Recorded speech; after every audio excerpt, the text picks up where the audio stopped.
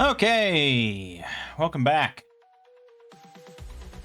to Solo Roll Mangging, Tales of Argosa.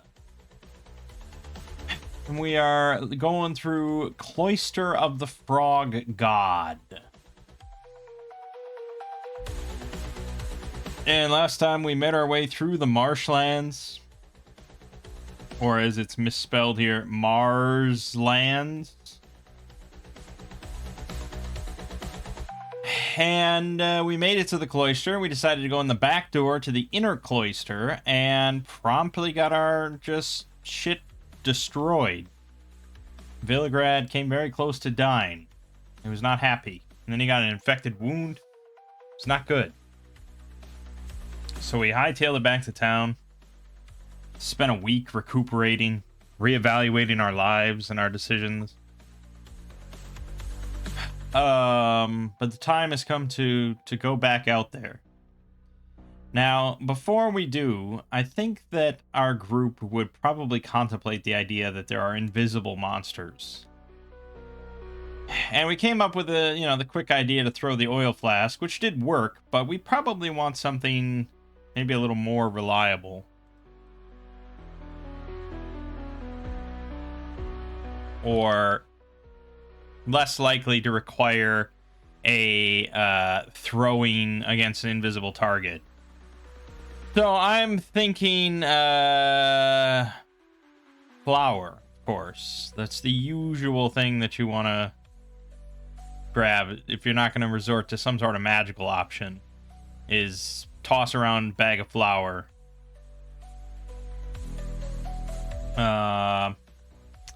Do we have numbers from Axe as to what that would cost?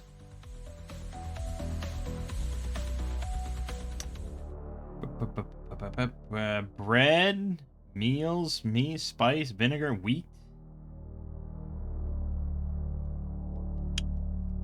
Well, I mean, wheat. I don't know what a quarter is. Should I know what a quarter is?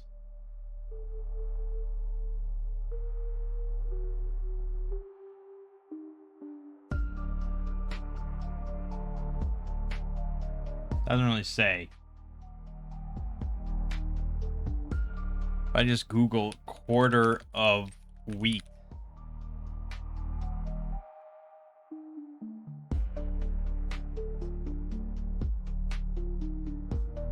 Quarter of a pound? No. Quarter of wheat is 64 gallons?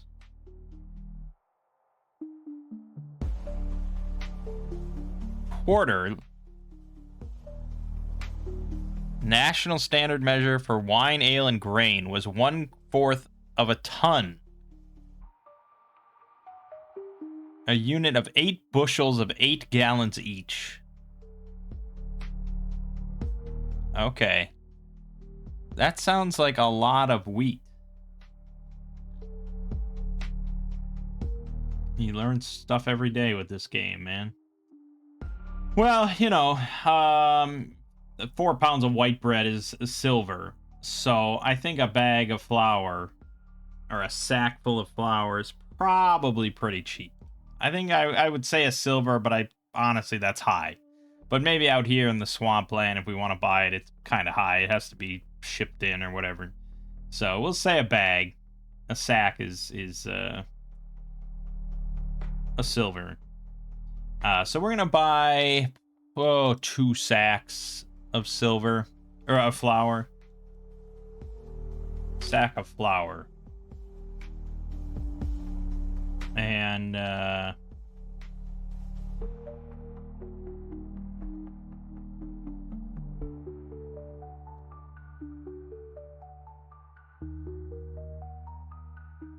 see, I want to just duplicate it, but they don't allow you to do that.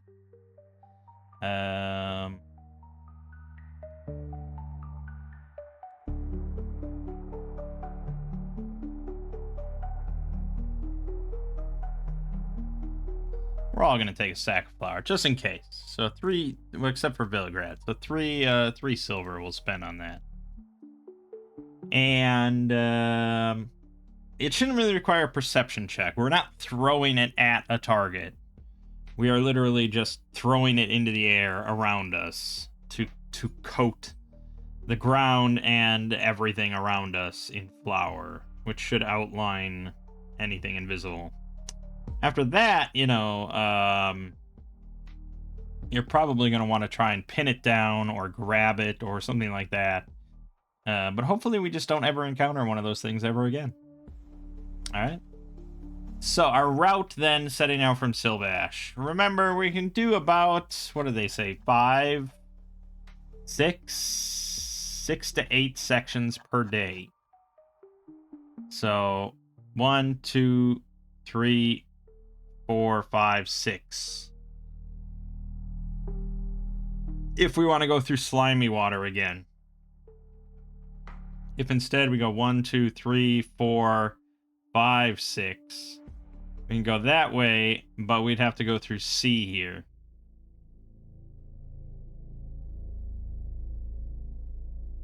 Okay. Let's try going through C. So we're going to run 2, 3, D6 first. Okay, our first stretch of the journey gets a kind encounter against giant frogs. 2d6 giant frogs. Let's roll 2d6. 11 of them. Great. Let's roll a reaction table. 9. Okay. Well, then it's the usual thing. Again, if we go off Shadow Dark, it's just neutral. Just a neutral amount of giant frogs.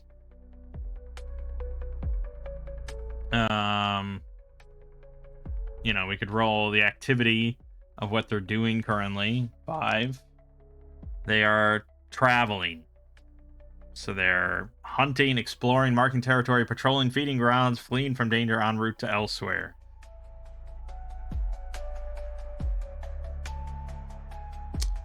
And again, this same reaction table says neutral, uncertain, careful, cautious. So they're marking their territory. They're cautious of us. It's usually a thing of just like, if we give them a wide berth, they give us a wide berth. You know, it's kind of the general thing.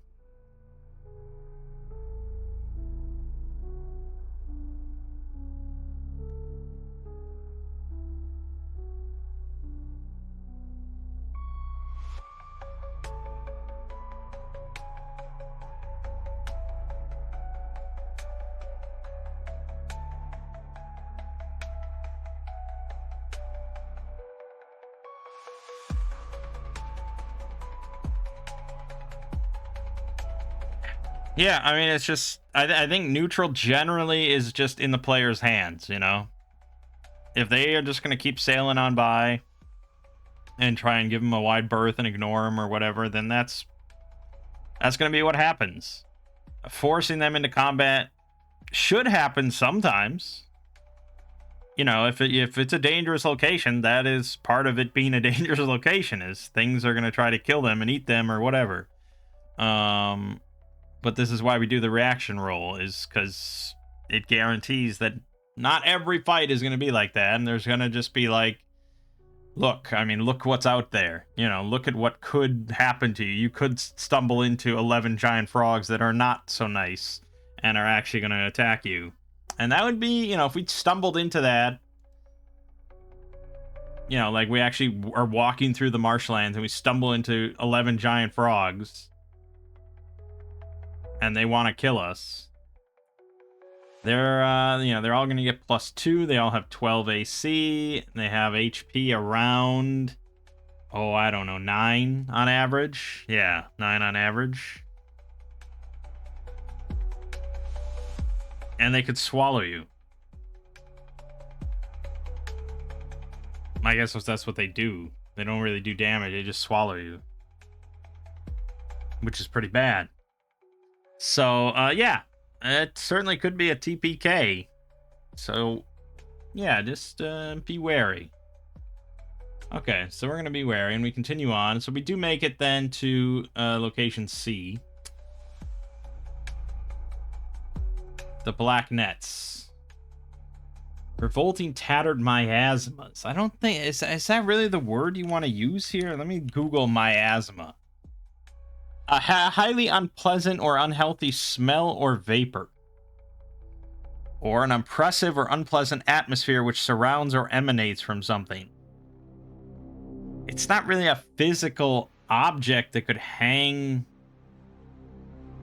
It's saying they resemble nettles. That's not what no. I feel like they used the wrong word. So a nettle is a type of plant. Many species of them have stinging hairs. So it's like, it's like a hazardous plant that you don't want to touch. Causing reddish welts on touch, savors poison or -2 to all rolls until an antidote is received. They are impervious to fire due to their wetness, but fall upon prodding. Savors paralysis to avoid getting caught. So, yeah, I mean, basically, there's just like these black nets of like some sort of plant hanging above the river here, blocking the way. Do we have a solution here? Well, yeah, I mean, I can just keep shooting them with arrows. I don't see why I can't. I'm not going to really waste a spell here or anything. I could shoot it with my gun. But I don't see why shooting it with arrows, unless it were implying... It says they fall upon prodding. So that's not being ripped out. That is literally them falling off of the tree branches. I don't know why you wouldn't shoot arrows at these things. Like, you would actually try and just, like, touch them and yank them down. It seems wild. But players don't always think of things that are maybe obvious to others.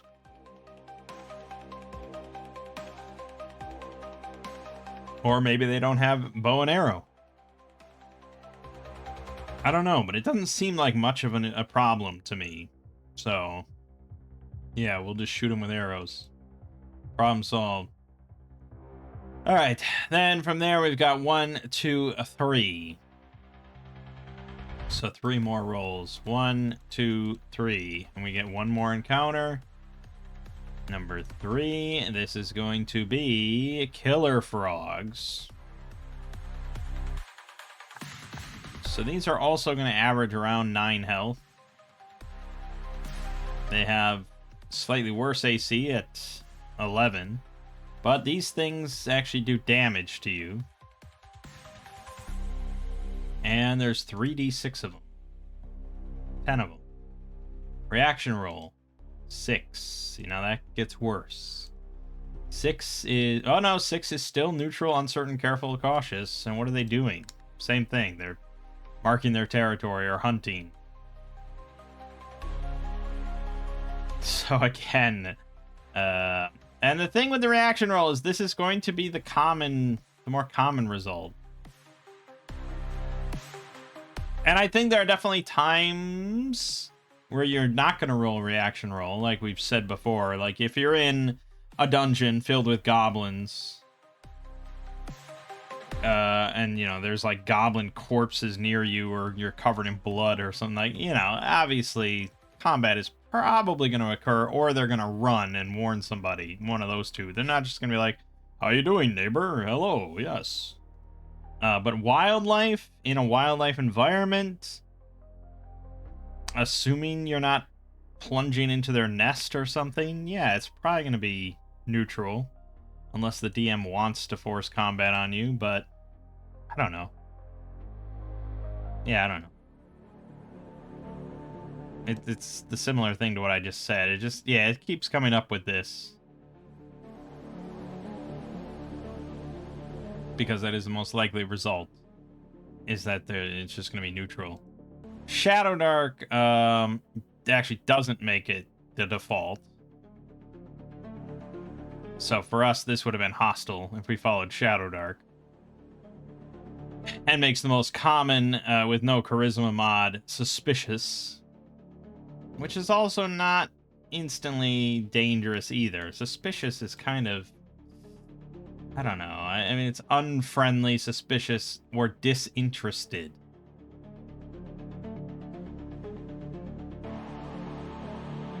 there's maybe a little bit more impetus on the players to skedaddle or give it a wide berth or something like that. But yeah, I mean, obviously, most of the time here, it's going to be rare to just be openly hostile to you. But, if we go to the monster section and we look at, like, where's the giant frog or something? Wasn't there a giant frog? There's a giant lizard. Let's say you look at the giant lizard. Here, 2 to 4 is furious, 5 to 6 hungry, 7 to 9 threatening, 10 to 12 attentive. So here a 6 would be hungry. The mammoth, 6 to 8 aggressive. What else is just sort of a natural creature? The rock, 5 to 8 voracious, especially for horses. Giant rats, 4 to 6 hostile. So, I mean, yeah, maybe this should be hostile instead of just following the generic reaction table. Giant spider, 6 to 8 hungry. You know. So I could see that, I could see that argument. Definitely see that argument. Do I want to take on 10 giant frogs or killer frogs? We'd have to figure out the encounter distance exactly, and we'd have to figure out if I can just outrun them on my boat, on my raft. I don't know how big a killer frog is meant to be, but it's not giant.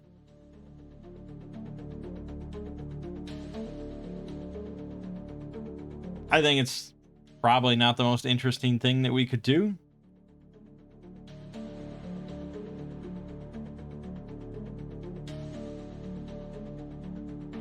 This says killer frogs are a species of giant frog. They average 3 feet in length. So, you know.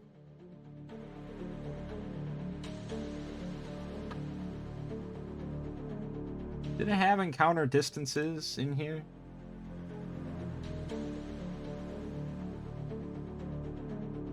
Creatures are generally noticed at far, very far range. Each side becomes aware of the other at about the same time.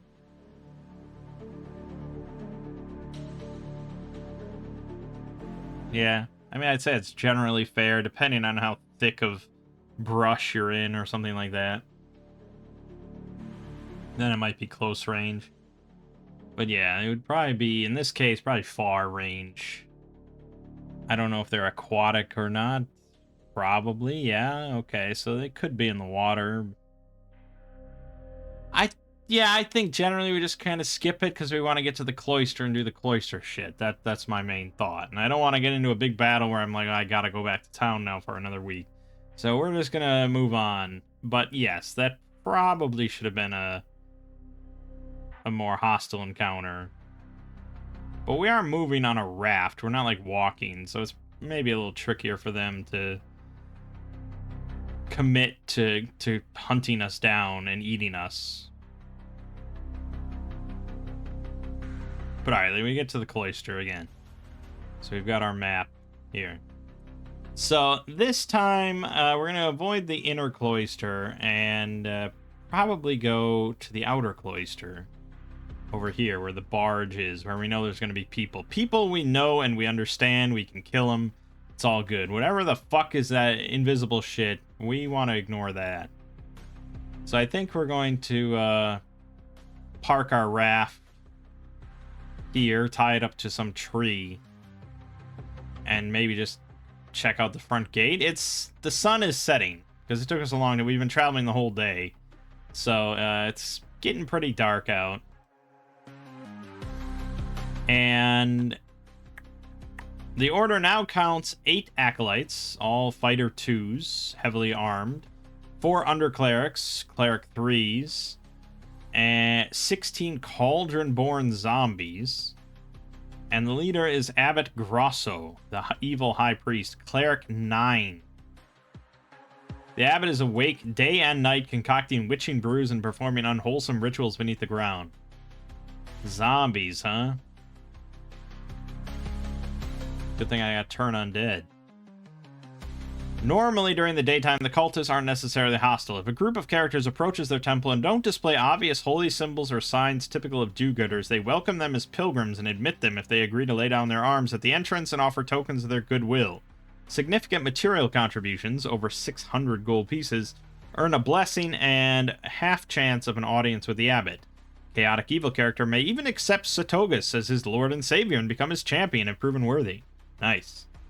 The Good Brothers sell unholy water for a mere 10 gold pieces per vial, Type B insinuative poison for 80 gold pieces, and potions of foul water for 200 gold pieces, which renders 1,000 cubic feet of water undrinkable and immediately desecrates a font of holy water. Worthy servants may receive additional gifts, mostly potions, for their services. Possible missions include recovering items from dangerous locales, furthering the cause of Satogas, assassinating undesirables, or anything the GM can think up. During the night, there is a half probability that a black mass is in progress. In this case, all doors to the temple are locked save the front one, where 6 zombies and an acolyte stand guard, while the rest of the congregation is chanting and praying down at DL1A. Visiting worshippers who wear dark hooded robes are 2 out of 3 to be admitted if they don't behave out of order or don't look heavily armed. If there is no mass, it is assumed that half of the acolytes and underclerics are asleep in their cells, while the others hold vigil in DL1A. Abbot Grosso and the zombies, of course, are ever vigilant. In case of an assault, the acolytes and the underclerics attack immediately, making a fighting retreat into the dungeons if their foes prove superior. Abbot Grosso is informed by an acolyte if he isn't present and sends all zombies against the invaders. He only joins the fight from behind and flees if things go badly, retreating through the catacombs to seek allies and vengeance against the defilers. Note, the entire building, as well as DL1A, are unholy ground. Undead are turned as 2 steps higher, while they receive +2 to hit and save. DL1A gains the further benefit of a permanent bless spell affecting worshippers of Satogas. Entrance. Leering, grotesque statuettes squat in small niches around the iron-reinforced oak portal. Even the metal bands are of a strange shape, and they seem to wriggle and twist at night. The door is locked and barred from the inside if the monks anticipate an attack. Well, they would have a week ago when they got a heads up that somebody was coming, but that seemed to came and went. They probably just assumed that we got killed by frogs on the way. So, it doesn't really say who's at the front gate.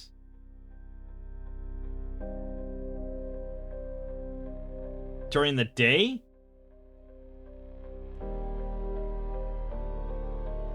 It just says that at night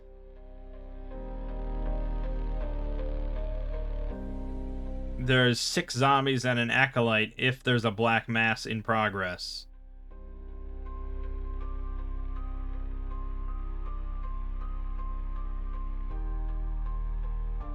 I guess let's just determine that, because that could solve our problem. So, 1 through 50, there's a black mass. Okay, there is a black mass going on right now. So we see at the front entrance what is clearly a human, a fighter. He's armed with a flail and green robes. And 6 zombies.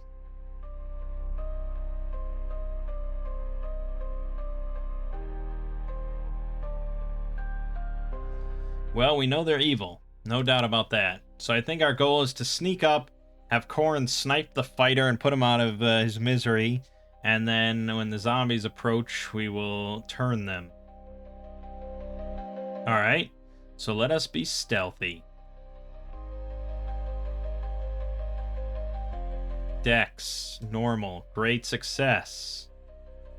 Dex +1 from being... Well, technically it wasn't. I forgot to add the -2 for Danton. But Corrin fails. Great. Viligrad, success. Okay, so far so good. And you also have the -2. Terrible failure. Well, that's right down the middle. Right down the middle. So it's going to be a luck check. No, it's a failure. No. Yes. Yeah, because we need more than half. So technically that is a fail. And I think it said that a great success or terrible failure could swing it. Or luck save for the group to pass. So we will do luck. Just straight up luck. Yeah, maybe straight up luck. So let's have Tress do it. Straight up luck. Terrible failure. I could re-roll this. Why not? There we go. Okay. Took a lot of effort, but we got it. Just barely managed to sneak up within far range or something. And now Corin is going to snipe.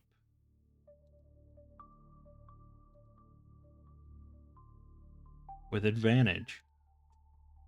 Well, it's certainly a hit. Do I want to use Sharpshooter to do a crit? Probably. It's hard to say how much health this guy's going to have.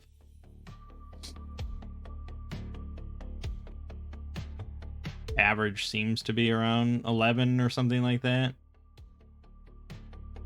I mean, the average is probably 9, but yeah, we'll use Sharpshooter, so we'll roll a perception check. Terrible failure.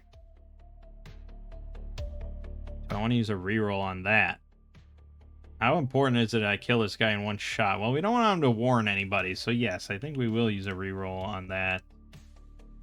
There we go. So he's dead. Crit damage is definitely dead. Would the zombies have enough cognizance and awareness to like notice that we're in the darkness over there and attack? I don't know. They're controlled by the underclerics who are not even present, so they must have been just given like a simple command of just like, you know,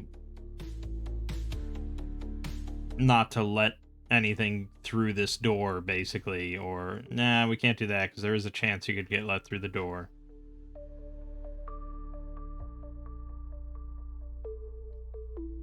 Maybe just to attack anything armed with weapons. Probably something like that, except people wearing the symbol of Satogas. Something like that, I would imagine. So, would they notice us and attack based on that? I don't know. Let's just roll an oracle. Do they notice and attack? Right in the middle, which we usually go as no. So they just kind of stand there as this guy's body like twitches and blood spurts out onto the ground. Well, that's good. They're gonna notice eventually, though. What's the range on turning? Far. Pretty good, man.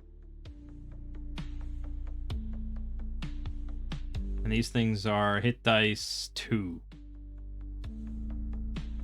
So we're not going to be able to instantly destroy them. Alright, then we're going to keep being stealthy because they're not going to run for help. That would be ridiculous. So we're just going to keep sniping. She's going to shoot with advantage. 11 damage. Yeah, that's going to be a kill. They average 9, so yeah, that's a kill. Do they notice us? No. Alright, this is easy. Except that one didn't die.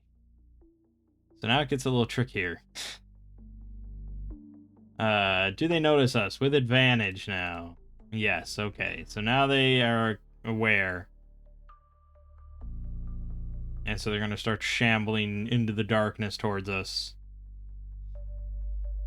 And here's where it gets a little trickier. I guess we're going to have Eilith light the lantern. And now we roll initiative. Success. Okay. There's 5 left. One of them has 2 health left. Danton will go in with the spear as usual. We're going to use long reach. We want to try to get 3 kills out of this. So we'll go for the one with 2 health first. That is a kill. Yep, that's a kill. So now Opportunist on a new one. It's 4 left. That is a miss. And now same one with his normal attack. 4 damage. So we've got 3 at full health, 1 with 5 health. Horn will shoot another one fresh. Miss. Damn. Tress. Yeah, Tress will cast Turning. This is tier 1. Will check. +1 from... Okay, fine. And now they each have to make a luck will save. Let's go ahead and look at the zombie stats. For a walker. Luck of 5, will is negative. And the will is null and void.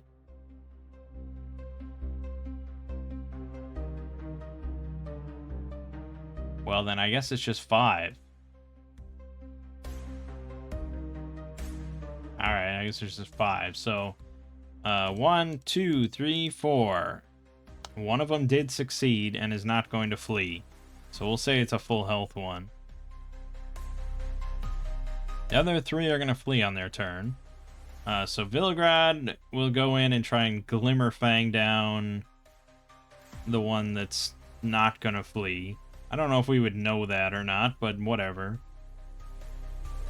In 2 hands. Miss. Okay. So now they get to go. And, yeah, 3 of them are going to flee. So we're going to give Danton a free attack against the injured one. Miss. And Tress. Tress is not there. No, it was just Danton and then Viligrad. Viligrad's getting attacked by this thing. 12 is a hit. They have flails for some reason. So they do 1d6 plus 1 damage. And of course, it's a full 7 damage. Okay, the others are going to just flee, and they're slow, so they can move, what exactly are we saying for slow?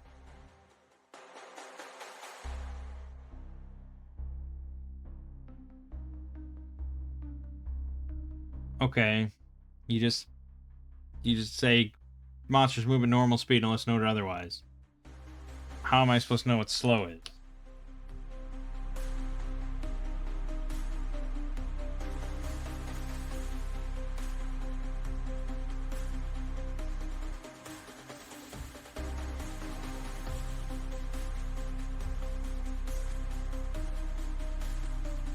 Slow creatures move at half normal.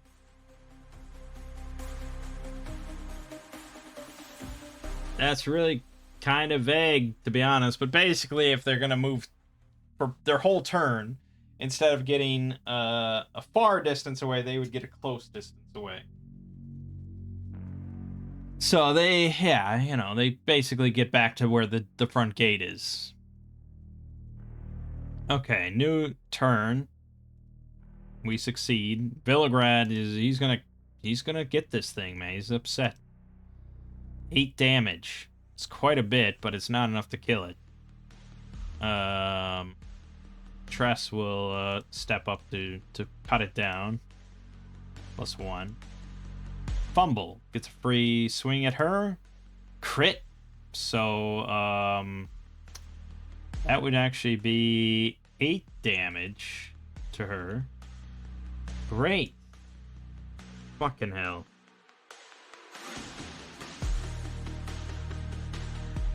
Danton's gonna ignore that. He's gonna go to the 3 that are at the gate. He's gonna stab the injured one. Crit. That's great. Then Opportunist to stab a fresh one. Kill. Perfect. Corin's gonna shoot the 3rd one by the gate.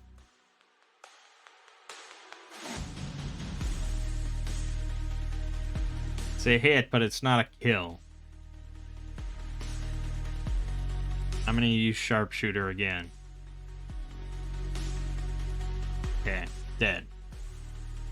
That still leaves the one here that is gonna swing at Villagrad again. Crit. Fucking Christ. Another 8 damage. Fucking, I rolled 2 crits. Yeah. New initiative. Villagrad could die here. Yeah, because we failed. So this thing swings again. Okay, thankfully it missed. Thankfully it missed. Now, Villagrad, take your vengeance. No, you missed. Crest, take your vengeance. Fumble. Fumble! And of course, it hits her fucking 18. And of course, it does another 6 damage. Christ, what are we doing? Okay, Danton will come back to finish this thing off. Nope, he missed. It's up to Corin. There you go, done. Oh my god. Miserable. Miserable. That's what can happen. Alright, well, short rests all around. Also an XP for our trouble.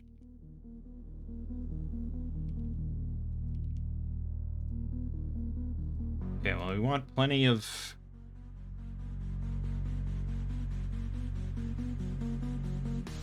Yeah, I mean, I guess. It's fine. Villagrad. Perfect. Back to 14. Foreign. Good. Ability use. Back to full on that. And then Danton really just wants the 1 adaptable. Okay. Still a little beat up.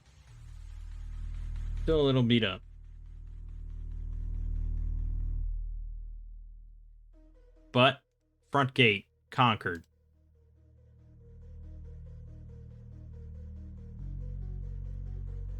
So the rest of the congregation is chanting and praying down at DL1A.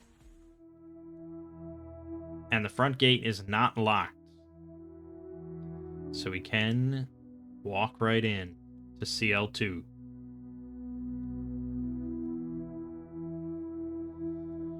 And we will do so.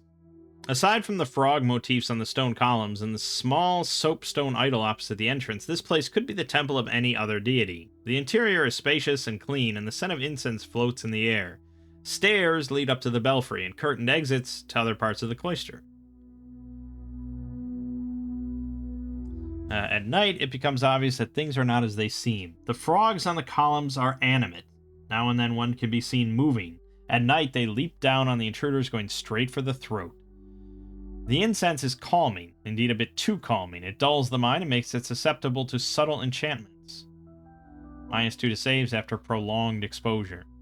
The flames of the candelabra on the 2 sides of the altar are unnaturally greenish, and their radiance makes everyone look cadaverous. Should a hostile intruder approach, they leap on them and burn like the flames of the netherworld. Great.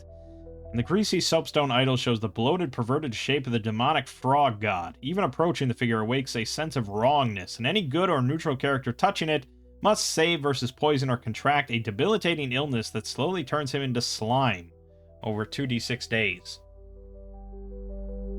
Evil characters are unaffected by this filth, and in fact, kissing the idol heals them once per day as a Cure Light wound spell.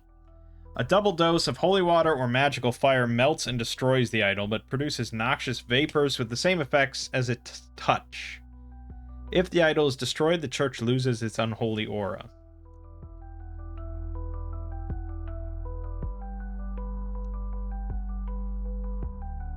Okay.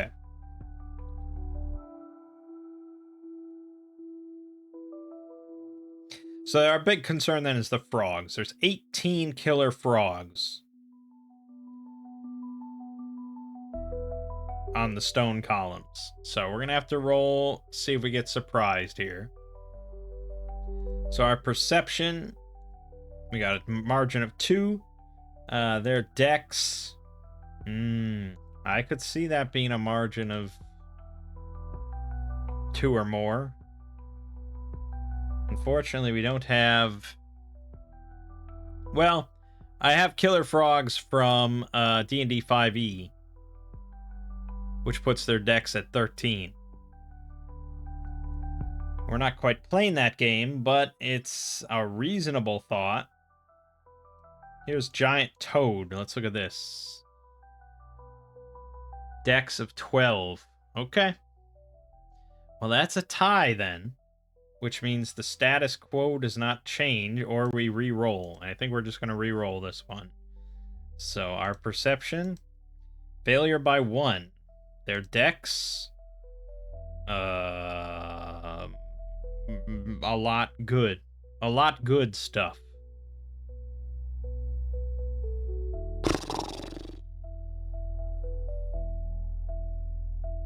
Now, you're not going to have, in this case, you're not going to have all, what was it, 18 killer frogs dropping down on us in one go and they all get advantage. You're going to do this kind of piecemeal, you know? You don't need to be that cruel about it. So this is piecemeal. We're just going to have, like, 3. No, we'll have 4. We'll have 1 for all our main group. Attack with advantage. So they get +1, and they deal 1d6 damage on hit. Pretty simple. So against Tress, that is a 20, so that's a hit for 2 damage. Against Villagrad, that is a hit for 2 damage. Corin, crits, so that is 7 damage. And against Anton, miss. Okay, so now we're in combat. Killer frogs have leaped off the walls in surprise and biting us. And now it's pretty evident that there are a lot more frogs moving towards us. And I think I would just outline that to be 18. Just to, you know, make everyone aware of the situation. Boy. Well, bottleneck strats are pretty good. Let's roll initiative first. We'll see what's what. Well, that's very bad. We lose... I mean, there's no surprise benefit here, but the 4 are going to attack, and then 4 more are going to attack. So, it's pretty much like they're rolling with advantage, but even worse. Okay, so Tress. Yeah, Tress first. They both miss. Villagrad, with +1, that is a hit for another 4 damage. Against Corin, that is 1 hit for 2 damage. And against Anton, that is a hit for 4 damage. Okay, and we can see that that was 8 now, and there's still 10 more coming.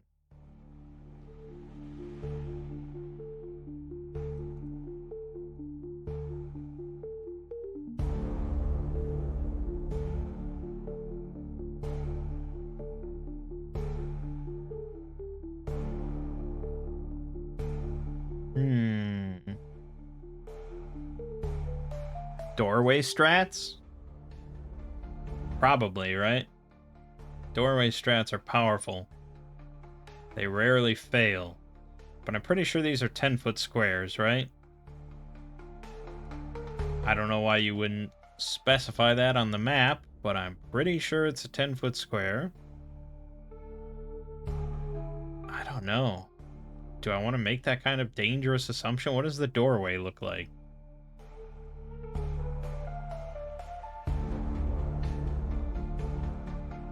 Could be 5 feet. Unless we think these front gates are 20 feet wide. No, I don't think that's reasonable.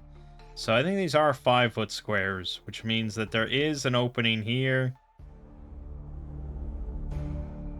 If we could funnel them here, this would be the strat. Assuming we're in like the middle of the room, we can probably spend our whole turns getting there, but we're going to take ops.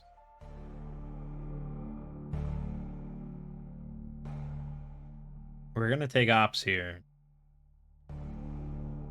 Like 5, 10, 15, 20, 25, 30. Yeah, I mean, yeah, we're going to have to spend our whole turn, so there's no disengaging here. Ops are going to occur, 2 for each person. So we got one more round of this nonsense, and then we can rely on doorway strats. Assuming they don't just leap over us.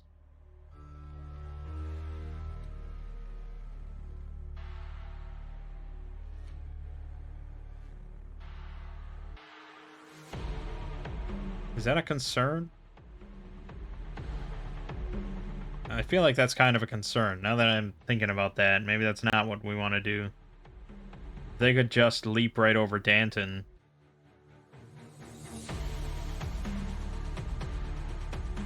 Depends on how high the ceilings are in these corridors. But there is a door.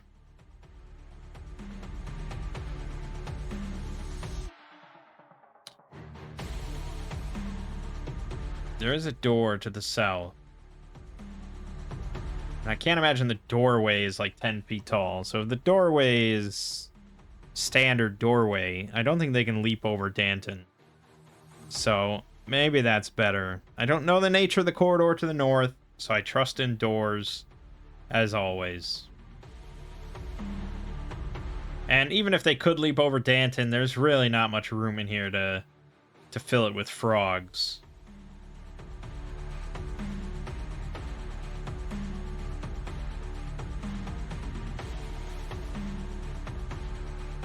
Alright.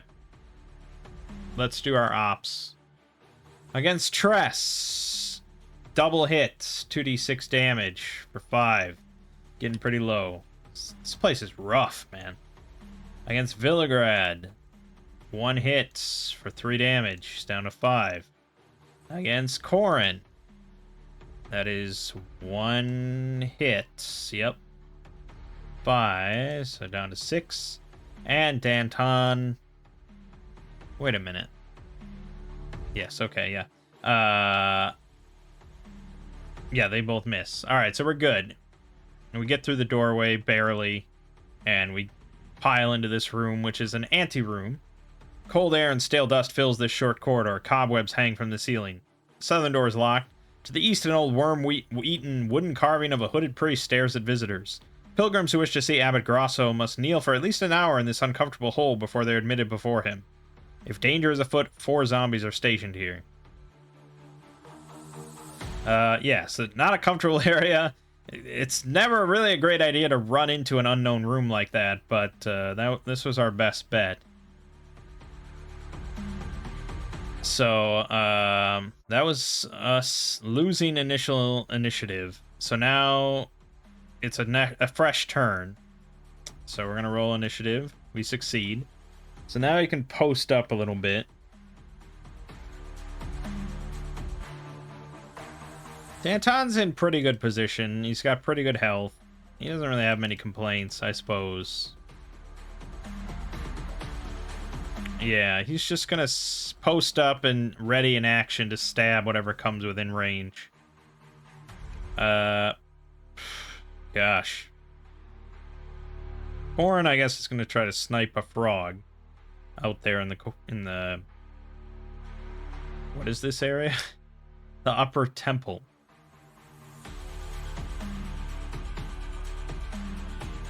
Alright, it's probably a kill, right? I'm gonna keep opening that. They have an average of 9 health. Give or take. Maybe 8 health. Yeah, 8 health.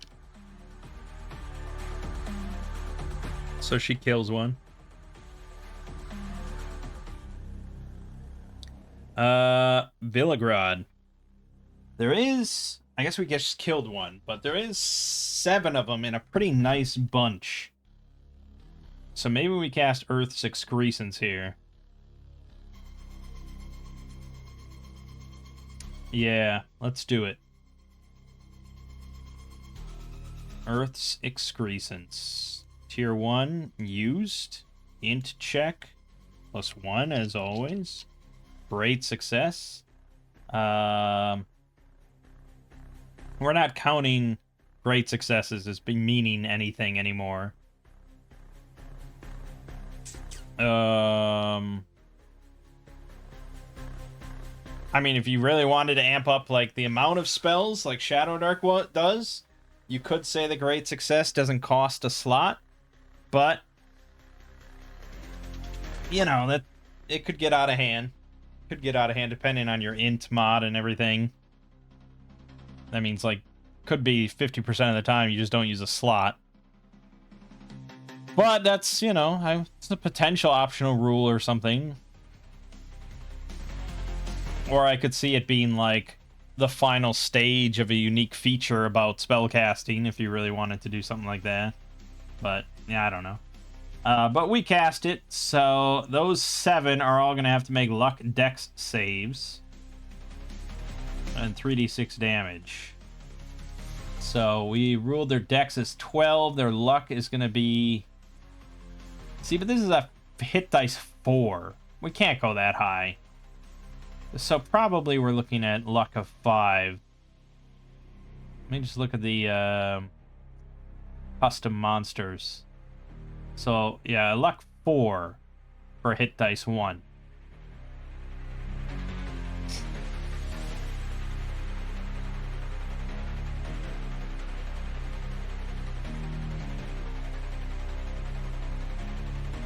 So, and then they have a 12 dex, which I think is +0. Pretty certain. Yeah. So, just 70-20 and see who rolls 4 or less. Insane! How does this always happen? How does this always happen? What are the... It's a 20% chance. That means 1 out of every 5 should make it. And yet we had 4 of them of 7. Fucking hell. Fucking hell. Alright, the damage number is 13. So half of that is going to be 6. So the 4 of them do not die, but are heavily damaged. Possibly enough to send them running.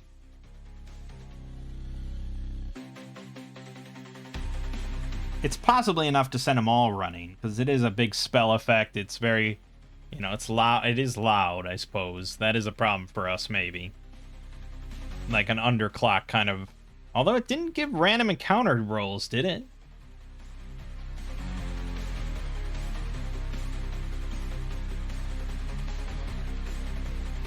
No, it didn't really ever give random encounters.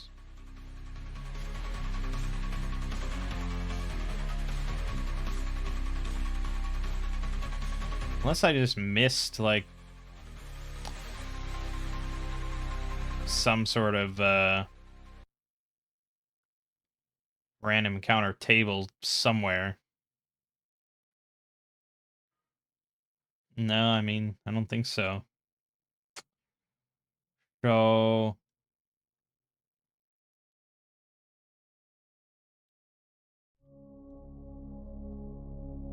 Yeah, I don't know, unless I want to just make up random encounters, which I don't, really. Guess we don't have to worry too much about that.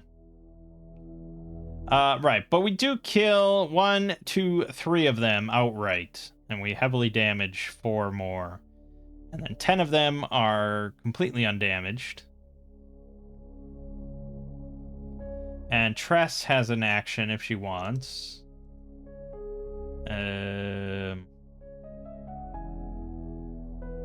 But I don't think she has many options. If we don't want to cast a spell. She has a spear, so she can attack from second rank behind Danton, so she'll ready an action as well.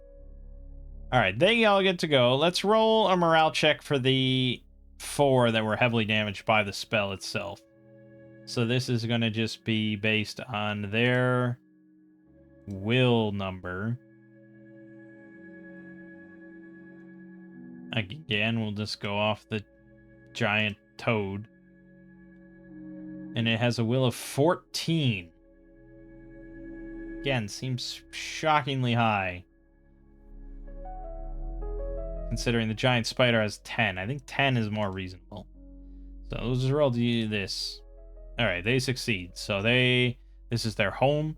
We have come into their home with malicious intent, and they're not standing for it, so they are going to attack.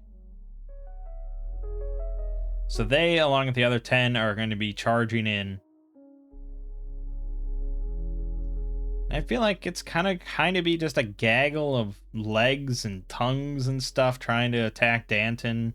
I don't think it's going to be one at a time. I think there are going to be too many of them all bunched up, trying to smash into him and bite him and tongue him and stuff. So, but we're going to attack 2 of them with our readied actions. That's going to be a kill on 1. Tress. That's probably going to be a miss.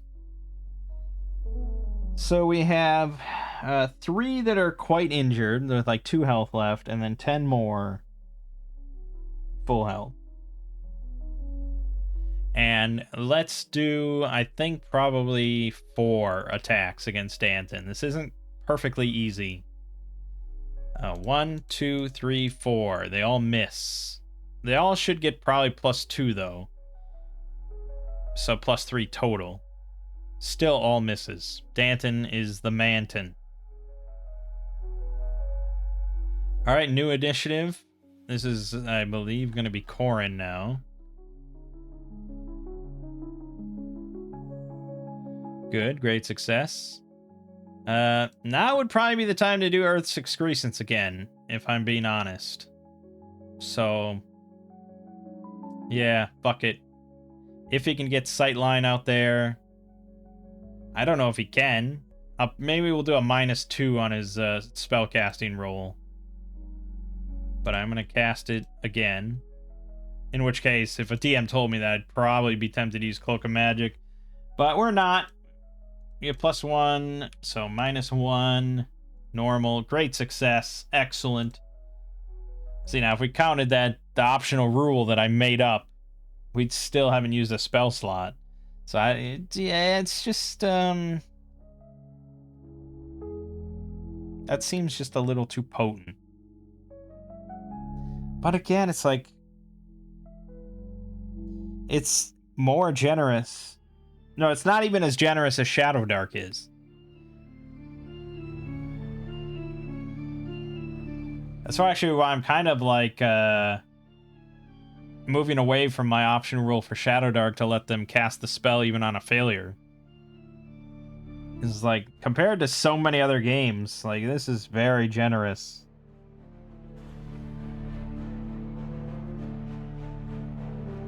But I like spells and I don't like failure, so I kind of understand. Alright, so we cast it. It's all good. And this is going to affect all remaining killer frogs. They're all bunched up. So, this is now...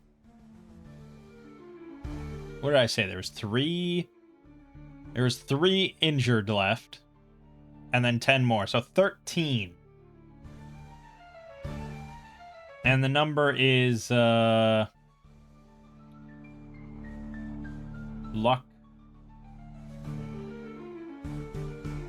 of 4. Except for the 3 that are injured, they have a luck of 3. So let's roll those first. Luck of 3. One of them still managed to survive, or succeed. I think he's almost certainly dead. So we don't have to worry about any of that. And they were basically guaranteed to die. But the fact that he succeeded twice. Lucky bastard. Alright, then we have the 10 at full health. So we're going to do 8 and 2. Again, the number is 4 or less. We have a much more favorable spread. Only 1 succeeded. So all the rest are going to be taking 11 damage and dying instantly, leaving 1 to survive. Huzzah! And then Corrin will just shoot it in the fucking face. Dead. Now that was a significant encounter. And that was mostly one thanks to magic, because magic is the best. Let's short rest after that horrific near-death experience. Yeah, we're mostly interested in health. I would like to get spellcast back as well. Come on, Veligrad, you got this. Fuck. I'm gonna use a reroll. Okay, we got it. So I want him to get health back, and I want to get a spell back. Corrin, mainly looking for health. Danton, I don't know. He never struggles much. I guess he'll take health. There you go, you get back to 23. Okay, That was dicey. That's without even me threatening my hireling ever. I know I should threaten the hireling more, because it's not realistic for her to just avoid all frog. 18 frogs and she just happened to just... Oh no, don't hurt me. It's not really realistic, but it's hard enough. And if I die, she dies, so that's what it is. Okay, so...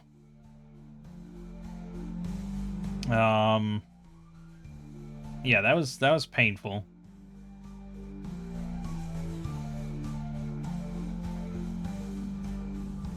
But we are next to a door here. It is locked, but we can pick it using our traps and locks skill. Let's roll that.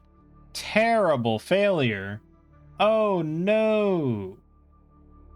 That probably means we like jam the lock. We rolled a 20. We rolled a crit fail. So yes, we jam the fucking lock.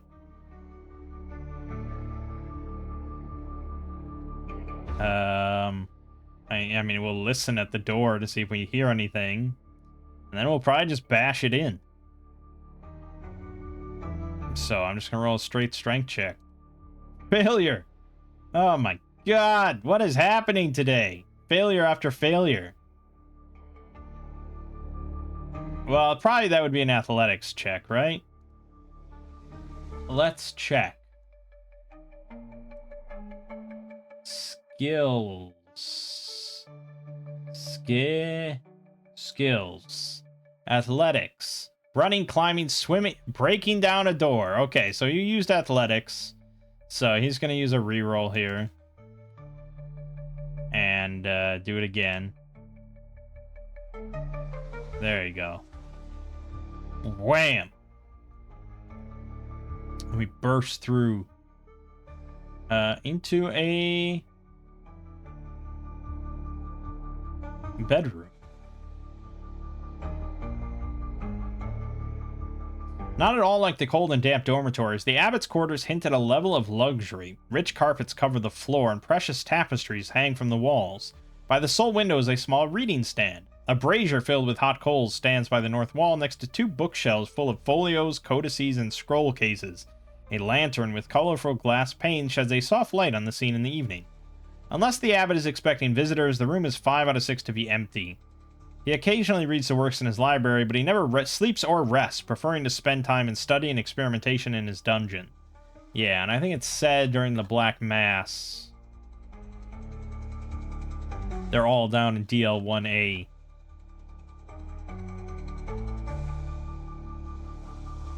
Which, I don't know, I feel like they probably would have heard the sounds that just erupted. I don't think I could, I don't think I can hand wave that. Because they're right underneath the cloister here. Right underneath the upper temple. So I think they probably heard the sounds of Earth's excrescence.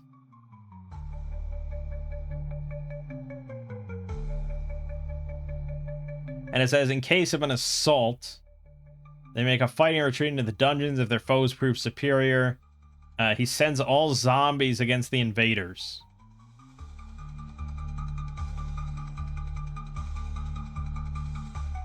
So I think basically they're going to be ready for us whenever we get down to the dungeons. They've got all their zombies down there. They're all together. They hear these eruption sounds from, like, the whole place kind of shakes a little bit when we cast that shit. So they are definitely going to be ready for us whenever we get down there.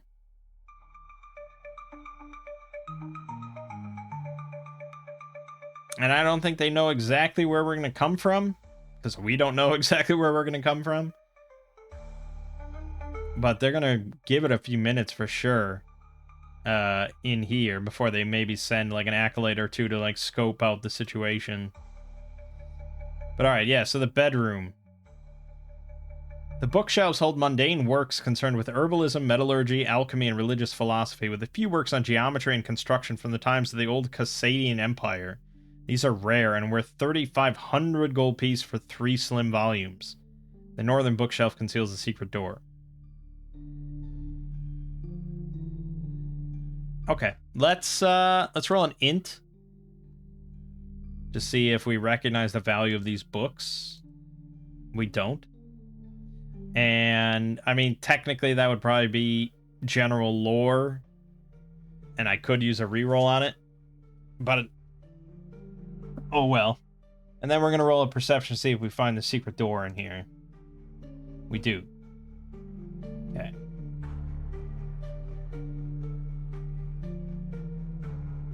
So that leads to a spiral staircase leading down to DL1C. Right here.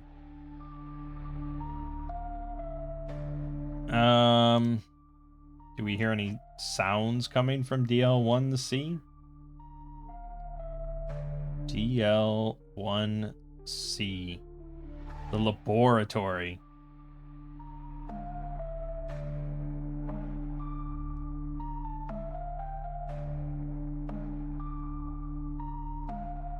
No, we don't. Because he was in DL1A for the Black Mass. So unless he thought someone was going to come in this way, but maybe he did. Maybe he's concerned about his laboratory, and he went in here to make sure that it's safe.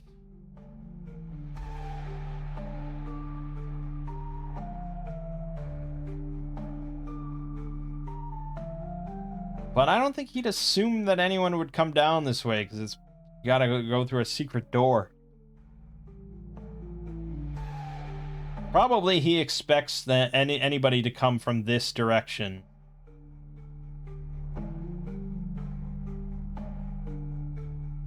No, I mean, no, this direction. KL3. This is the main staircase coming down. So they probably are all expecting somebody to come in this way from the main staircase. So no, maybe they aren't suspecting from this downward staircase. Would we go down the downward staircase right here through the secret door? We probably have never heard them preaching or anything. That was all underground. So the place seems eerily quiet and, you know, devoid of life, except for the killer frogs and the front gate. But we know there's someone here, so this is all kind of suspicious. Would we go down this spiral staircase? No. We're gonna skip that. So, we don't really find much of value here other than, like, the tapestries. We do find this door, which is apparently barred, leading outside to this courtyard. So we could go that way, but I think we'll go back now into the upper temple area where we entered.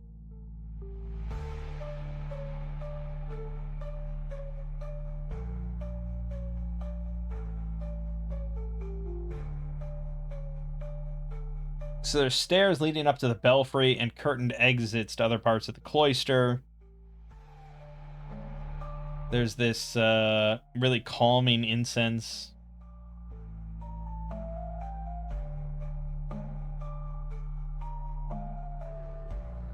And then there's this greasy soapstone idol of a perverted demonic frog god flanked by candelabra.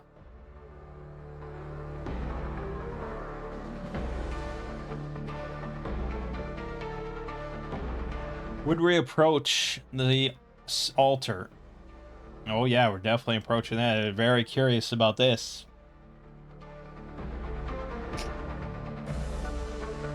So, Danton is always in the lead. So he approaches, and the flames of the candelabra leap on him and burn like the flames of the netherworld. 1d6 plus 4 damage. So he's going to have to make 2 luck dex saves. 1, success. 2, great success. So he's like fucking Neo, dodging these flames off the candelabra.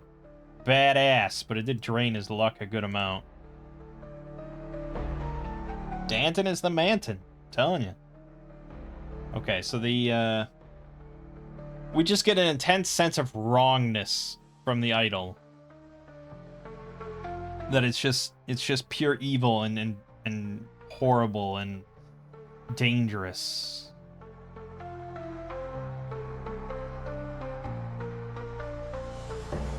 Now it says that you can give it a double dose of holy water or magical fire to melt and destroy it, but it will produce noxious vapors with the same effects as its touch. If the idol is destroyed, the church loses its unholy aura. Now, I would guess that Tress can really sense this thing's unholiness. And I don't see why she can't make holy water. She's a level 3, you know, cultist, sure, but really a level 3 cleric. I don't know what level you have to be to make holy water.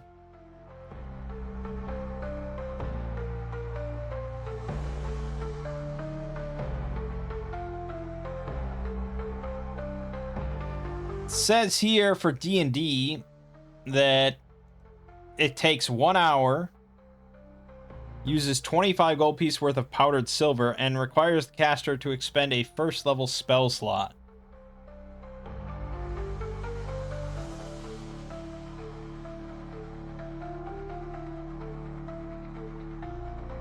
Even if I waived the material requirement there, I still don't know if I would do it.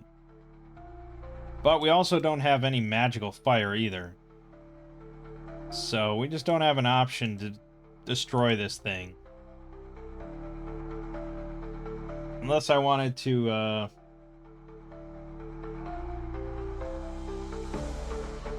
unless I wanted to come up with some alternative.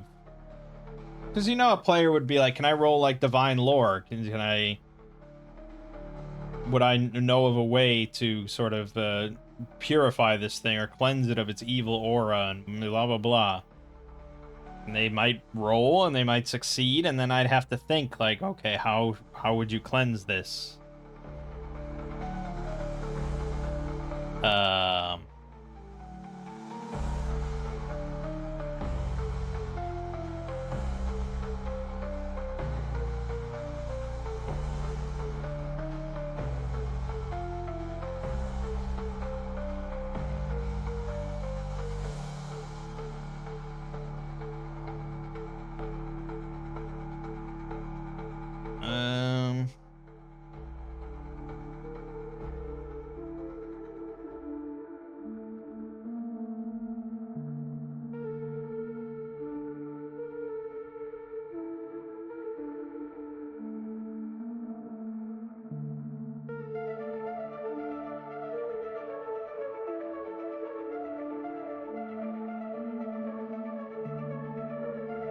You wouldn't think that it's, like, that tough to make holy water.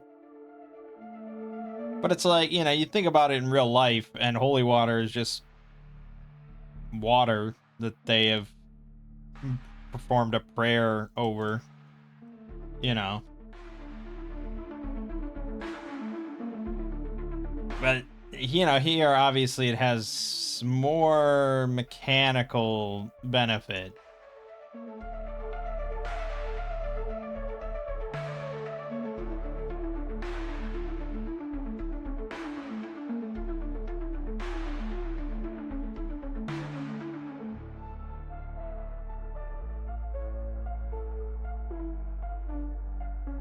So this is from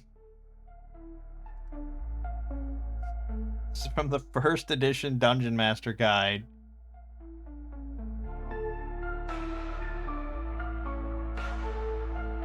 You have to have a specially blessed basin of fine workmanship and precious metal, engraved with the holy symbols of the cleric's deity or deities. And it must be within a special repository of finely crafted and carefully worked rare wood with a base, pedestal, chest-like holder, and lid.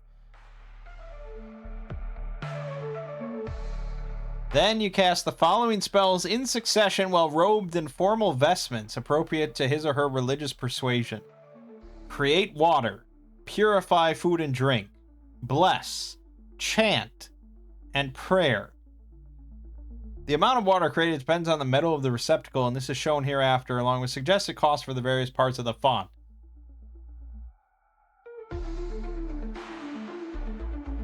Once created, the holy water cannot leave the font for more than a turn without losing its efficacy unless it's placed within specially blessed vials of crystal, either rock or special leaded glass. Each empty vial is worth 2 to 5 gold pieces.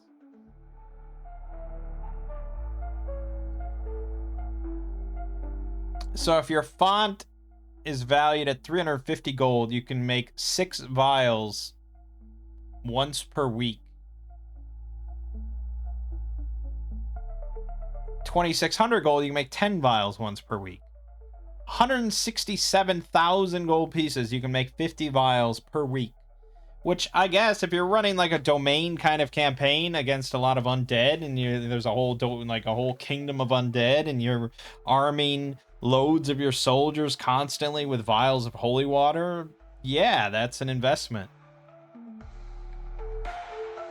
It's really funny that there's this specific of rules, which, again, by the time that you're in the process of like, I need to regularly make large batches of holy water, like, these spells and the cost and everything is not that big of a deal. Create water, purify food and drink, bless, chant, prayer. I mean, you're gonna have all that.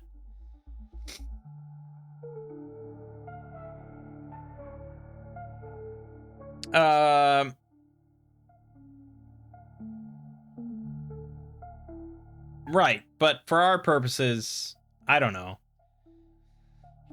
I feel like there should be a way for a cleric to just purify this thing, but I guess at the same time, it's like, you didn't bring holy water into an evil church. Yeah, that's kind of on you. Now, I do have supplies again. Apparently, I'm not quite sure how this skill is meant to work. Because it's like, last time I bought a tent, right? 20 gold worth. I didn't have to pay for that?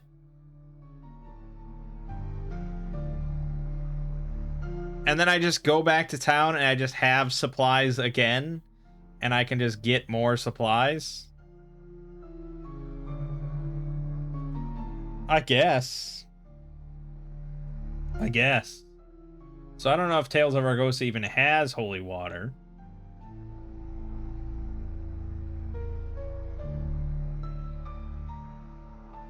It does have holy water.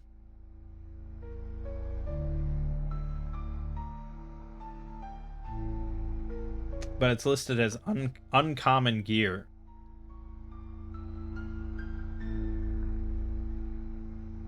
Do we count that as mundane items?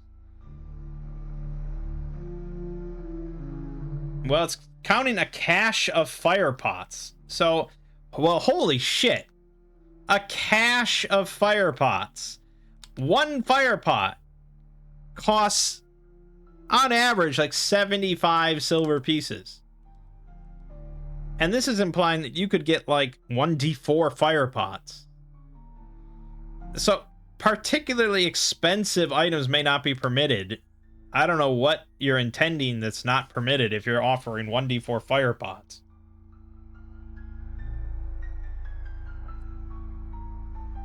So, fuck it. I think I'm pretty sure I can use supplies on holy water. So, yeah, we will use supplies. And I get 1d4 holy water. 3. So I got to use a double dose on this altar. So Tress will do it. Everyone else is going to stand back because you never know. And she's going to have one left. Just in case. And now, yeah, she's going to have to make a save versus, I presume, save versus so probably a Constitution save. Otherwise, she'll contract a debilitating illness, slowly turn her into slime. Great. Good thing she has no rerolls. But I'm sure we'll succeed and we don't have to worry about anything. You rolled a 1. Great success. Excellent. So it melts away. The unholy aura is removed. The idol's destroyed. Noxious vapors, you know, she quickly ducks out of the way, coughing, and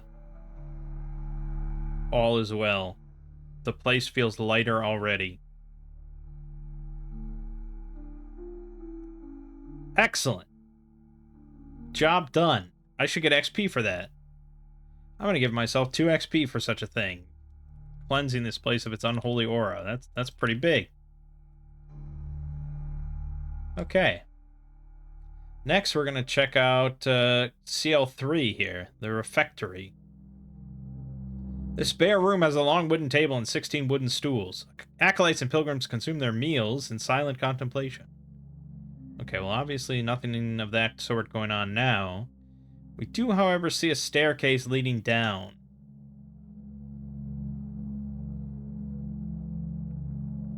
I think in the case that we wouldn't go down here, we probably wouldn't go down here yet. We want to fully explore the upstairs. We still haven't encountered any people, except at the front gate, so it's a little worrisome.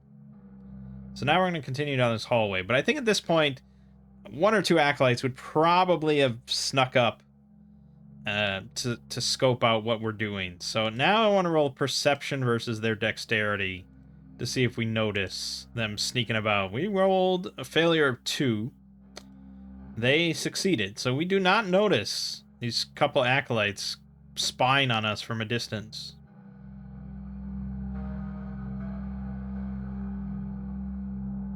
So that's good. We're going to keep moving, but they are probably going to amass numbers. Alright, so CL4 is all of these rooms. Dormitories. This is where the brothers sleep and meditate when they are not on temple duty. The smallest room belongs to the 4 underpriests. 2 have simple beds for the acolytes, 4 per room, and 1 is for visiting pilgrims. There are no other furnishings or items of comfort. 1 room, something.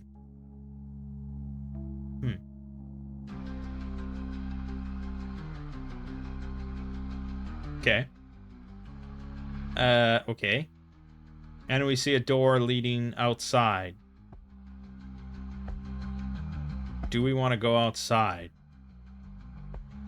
At night? Probably not. I think we're happier inside. There could be those invisible bastards outside, so... yeah, not. I think at this point then we're gonna go... yeah, we investigate all the rooms and stuff.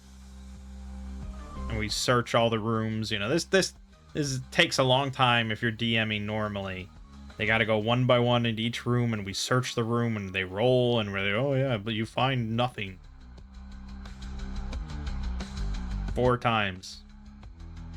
So obviously, plenty of time passes, and I think that this is going to give them an opportunity to set up some sort of plan of attack here.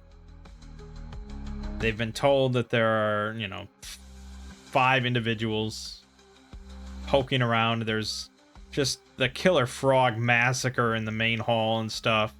The guards at the front are dead, blah, blah, blah. So these are clearly capable. So they're definitely going to plan an ambush, probably in this main area again. So they're going to be hiding behind these pillars. Hiding behind the corners here, just waiting for us to walk in, and then they can surround us. That's what's going to happen. So, yes. As we head back, then, planning to go down one of these staircases, probably the spiral one now, we are going to roll a perception. Success. I don't think this is opposed. I think this was a flat check, because there's so many of them.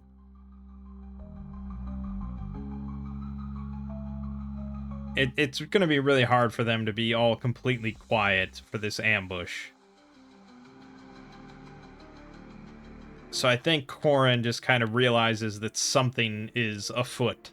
Something is in the big room in front of us. Like, as we're walking down the hallway, she just whispers to, like, stop. Because something is going to be waiting for us. I don't think I'd say anything else as a DM there. I just feel like something is waiting for you. That's all I'd say. And then it's up to them of, like, how confident they are of what it could be. And if they want to try their... It's either go forward at this point or go outside through unknown avenues. Which neither one is really a good option.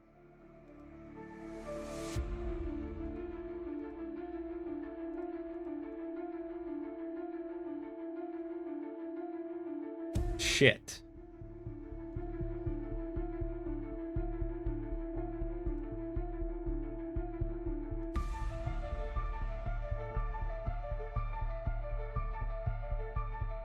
Fuck.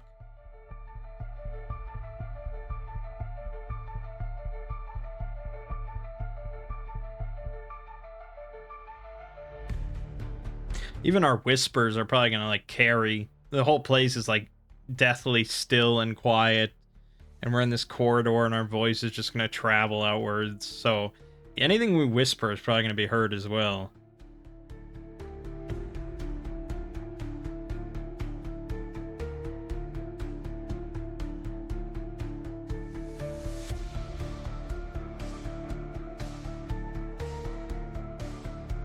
Fuck.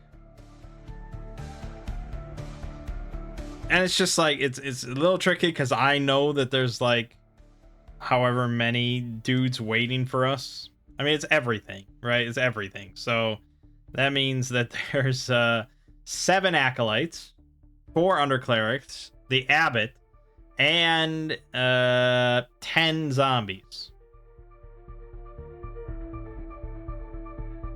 Not an easy fight.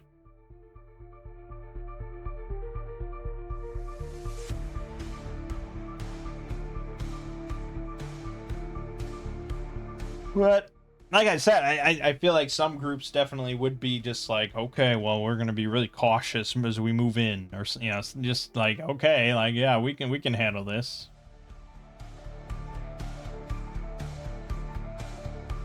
I guess let's leave it up to fate, but I'm gonna say it's unlikely we just walk in like that. Do we walk in? No. Well, yes. Actually, yeah. Oh god, we do. Okay, against my better judgment. Just because I feel like some groups would do it.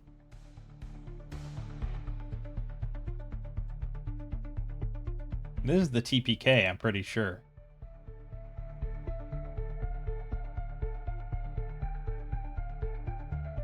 Everything is added up to this result.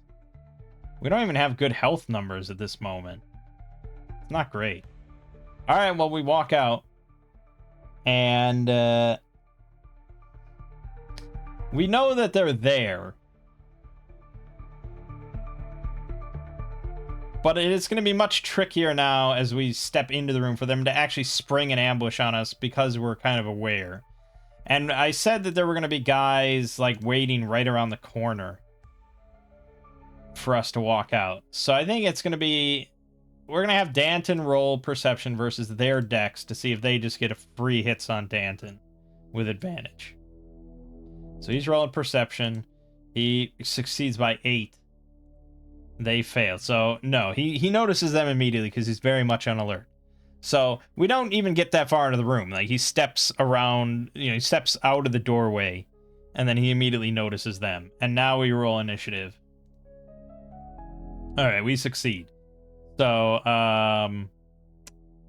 the rest of the group is basically just backing up, you know. Like, he shouts in surprise and anger, and they all just back up.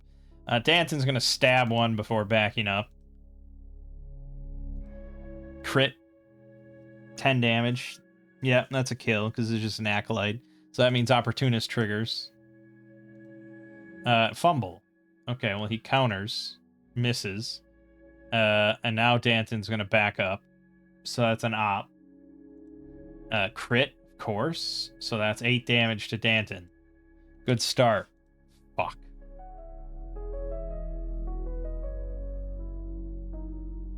Okay. Now it's their turn. So remember, they got the zombies. They got 10 zombies. They've got the 7 acolytes. Wielding flails. They have under clerics. Who can cast Command, Bless, Hold Person. Oh, okay. They can all cast Command and Bless.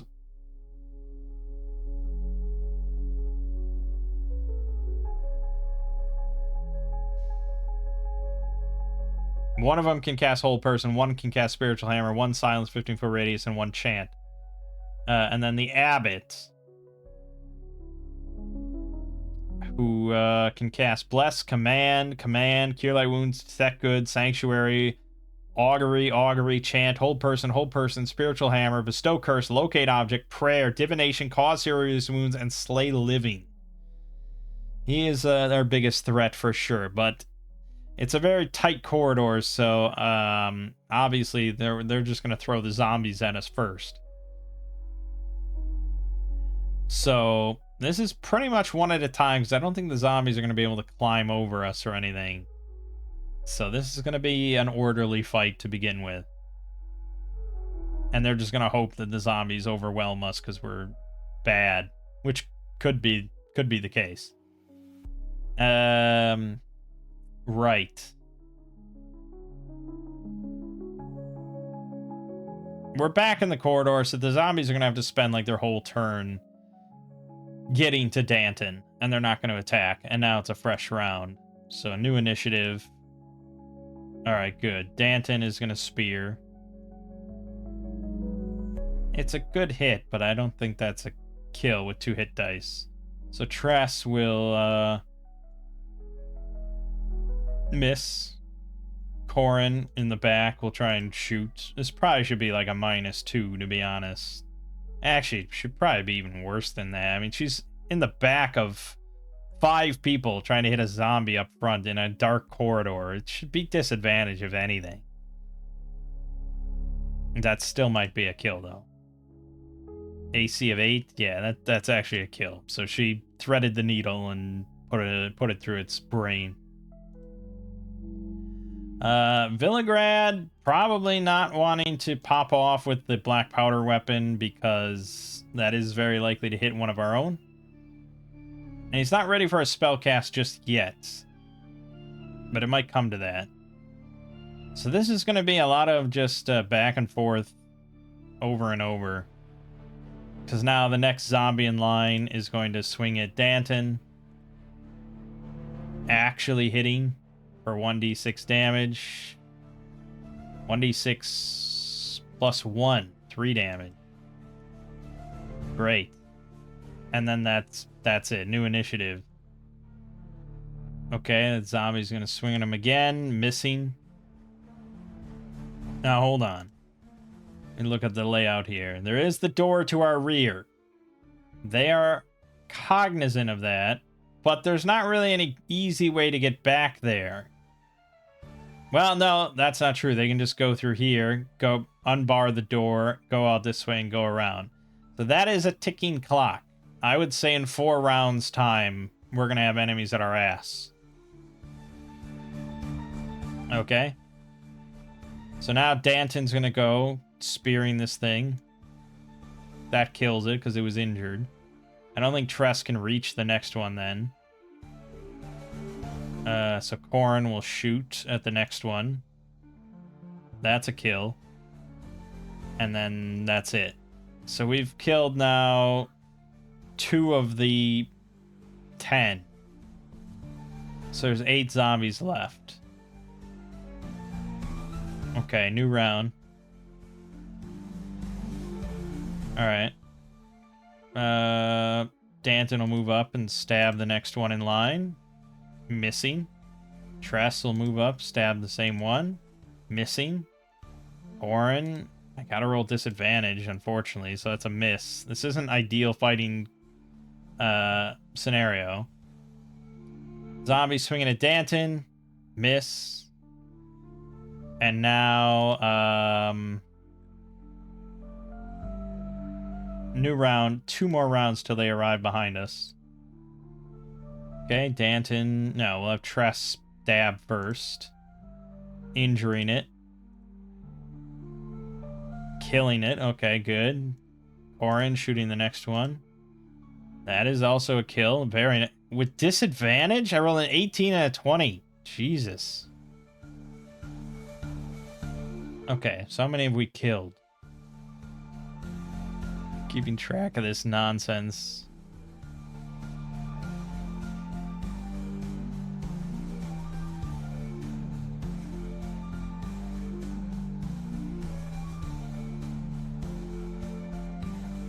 Okay, so that was 1 down. That was 2 down.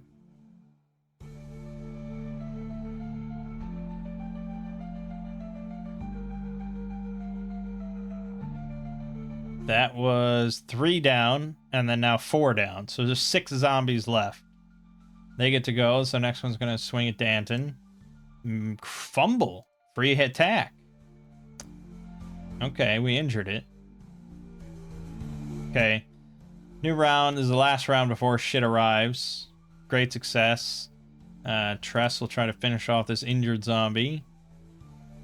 That does it. So there's... God, I already forgot! 4 left? Or was there 4 left already? Oh, I don't remember. Fine, there's 3 left now. That one's injured. Now it's dead. There's 2 left. And that's it. So now, from behind us come probably at least 4 acolytes and an undercleric, probably.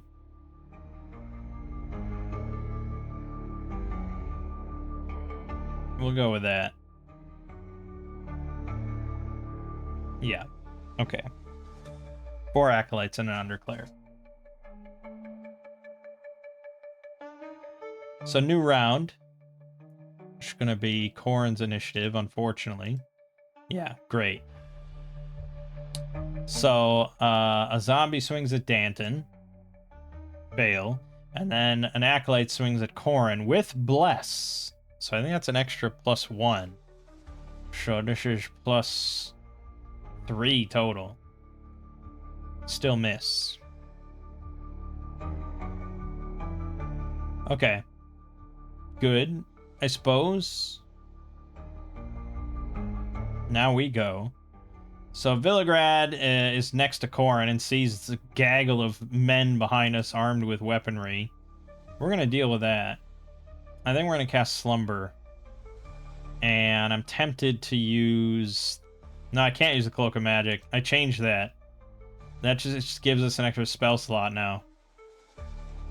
I could change it back because I re-added rolls, but we'll keep it as is.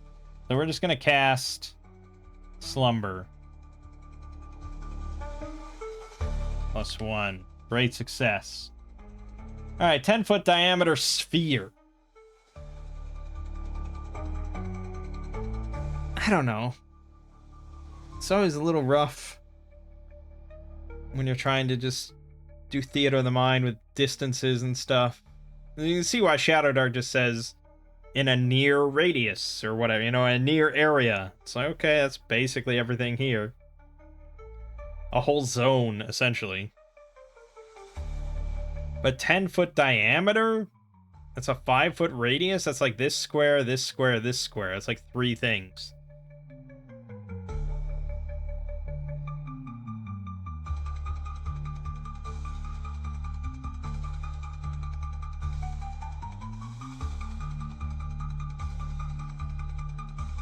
Yeah, it just seems really light. 10-foot diameter seems really light.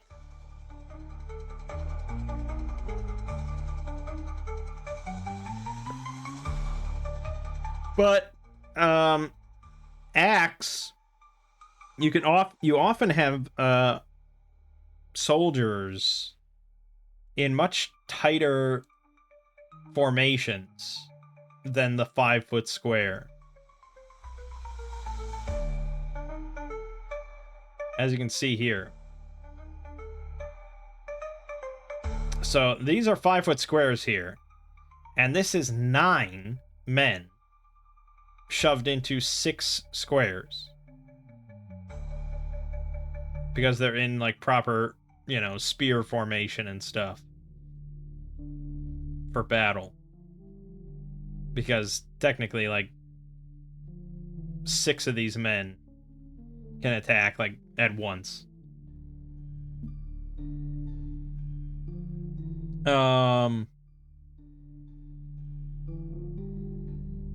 3-foot intervals.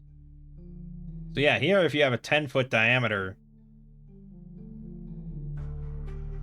that would be like all 9 of these dudes.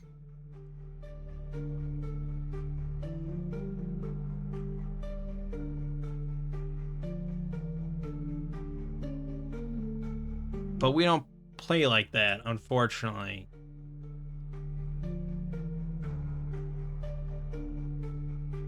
But this is really just in, like, again, like, extreme discipline formations of, like, military organization and stuff. In a dungeon, like, things are just going to take up 5x5 squares, you know, blah, blah, like normal. And so their 10-foot diameter is really minimal. It has to be one of the... It has to be one of the most limited range sleep spell.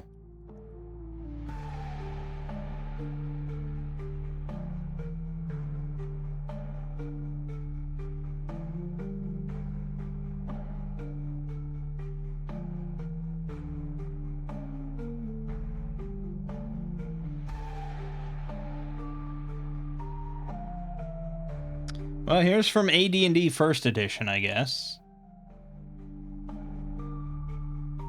It's a 3-foot diameter circle.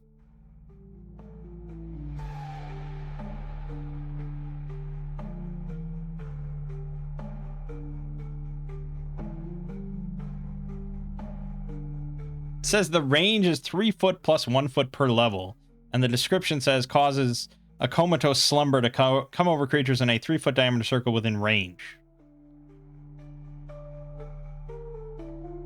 3 foot?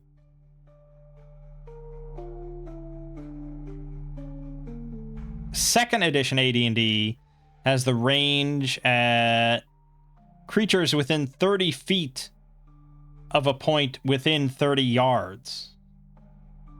So that's where it gets a big buff. First edition AD&D has the target as being on the caster. So it emanates from the caster.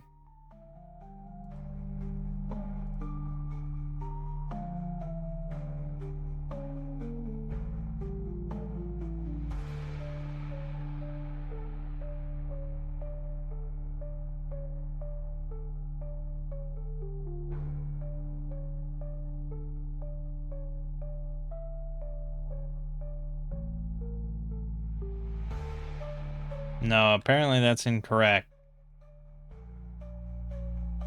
Oh no, I read... Oh no, no, no, no. Okay, that's inches.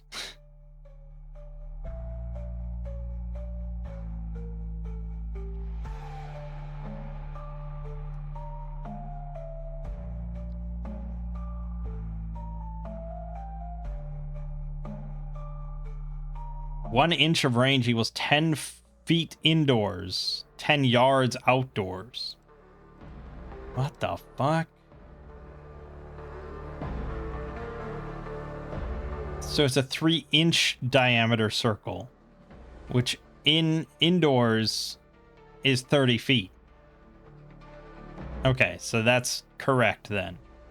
So basically it's a 30-foot diameter circle when you're indoors, or 30-yard circle outdoors, apparently.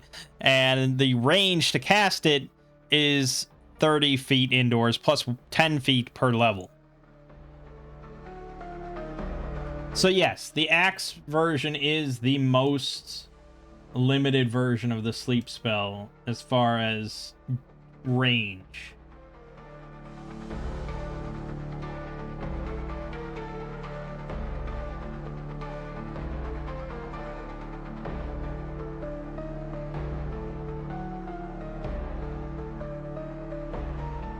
I'm iffy about this whole concept. Like, I don't like that. I mean, it probably deserves a nerf.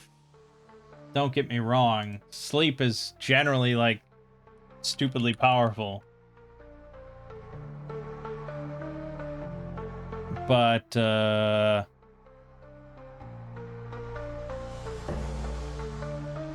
just want to look real quick.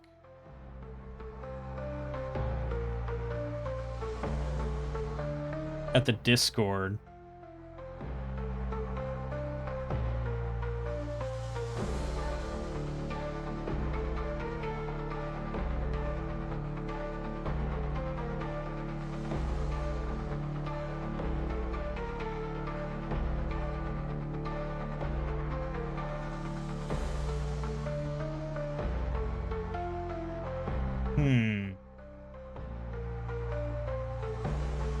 I mean, a lot of people saying still how good it is.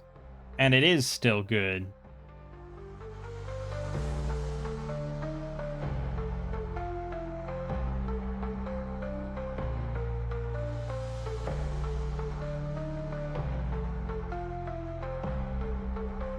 But yeah, no one really talking about the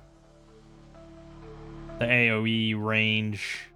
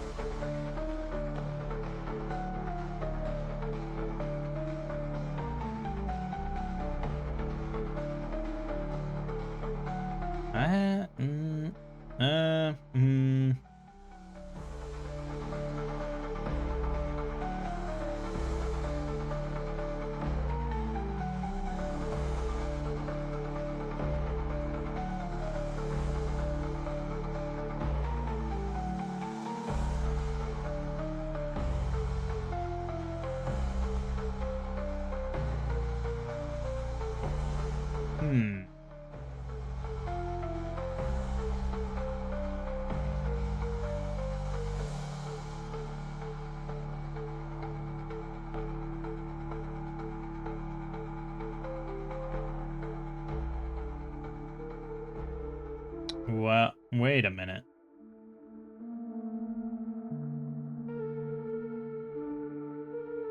I don't know. I feel like a lot of people are just saying, like, yeah, you just you cast Slumber and all this stuff just drops asleep and blah blah blah, and they don't even get a save because they're so weak. And it's like, yeah, but 10-foot diameter, like.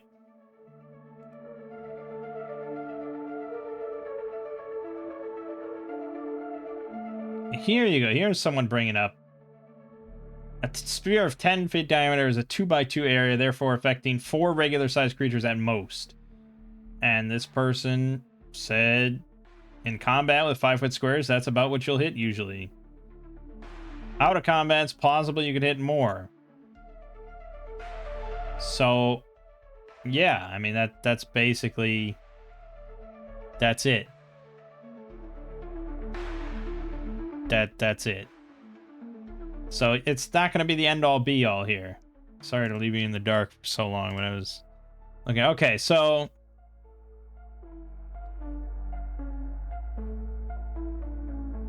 Right. So we have, then, based on our map of who's here, we know that there's... Well, how many did I say? I said 4 acolytes and 1 cleric. Okay, we'll put the cleric in the middle. Why not?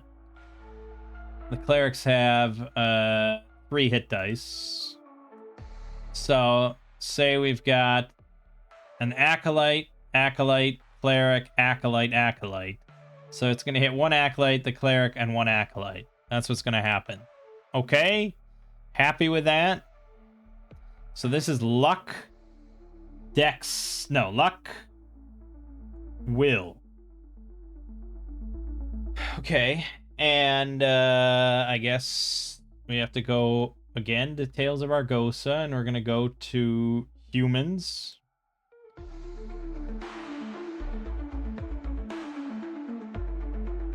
Going off of hit dice here.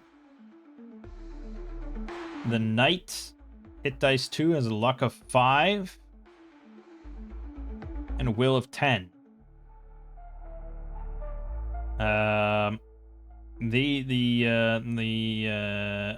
Cult, what are they called?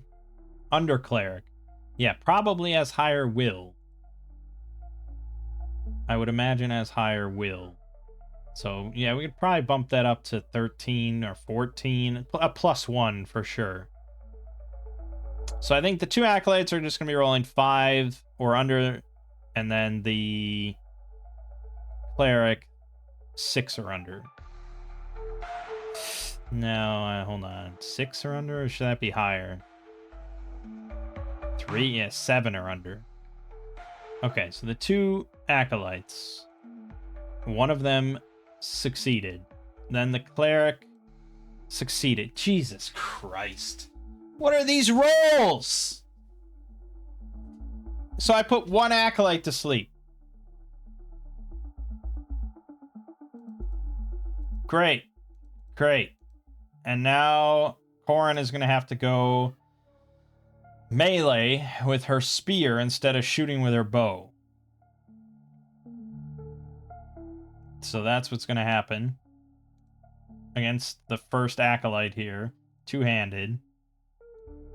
Well, that's a kill. These things have 9 health, so spear him right in the neck. Do we want to do a major exploit to try and spear through the next guy as well? Double spearage? Yeah, let's do double spearage. And this will just be the luck strength. Success. So I'm just going to roll damage for the second one, which is a d6 plus 5, apparently, because of my massive strength. Okay, well, we spear through the second one as well. Good. That's a small victory.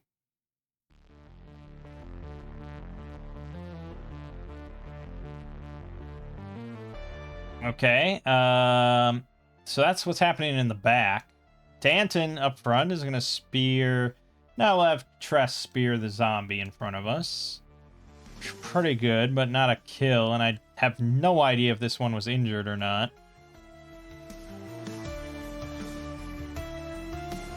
I don't think it was. I think we're on a fresh one, so not quite on that. Danton will finish it, though. He does. So then he gets Opportunist to attack the next one. Missing. Okay, and we succeeded on this initiative, so now they all get to go. So that zombie attacking Danton misses. But we have the Undercleric here. And we'll say it's number 1 here, so he's going to cast Hold Person on Corin.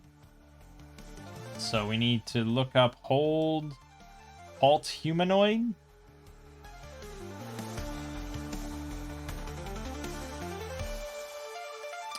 Okay, that's pretty bad. 1d4 for 1 round per caster level. So 3 rounds of being fucking paralyzed if we fail the save. Alright, well, it's going to go in order, including Eilith. So 1d4, 1. Alright, it's just Corrin. That's good. And then this is a paralysis saving throw, which is probably strength. Yeah, luck strength on Corrin. So same roll she just did. Success. Get fucked, cleric. Good. But now, so one of the acolytes is asleep on the ground, and then there's the last one in line. He's gonna slip past his buddy to try and swing at Corrin. So this is +3, I think we said, because he's blessed. That is a hit for 1d6 + 1. 7 damage. Ah ha ha ha ha. Oh, and I guess he'd do a minor exploit. Why wouldn't he? So probably try to disarm her. So this will be Dex versus Dex.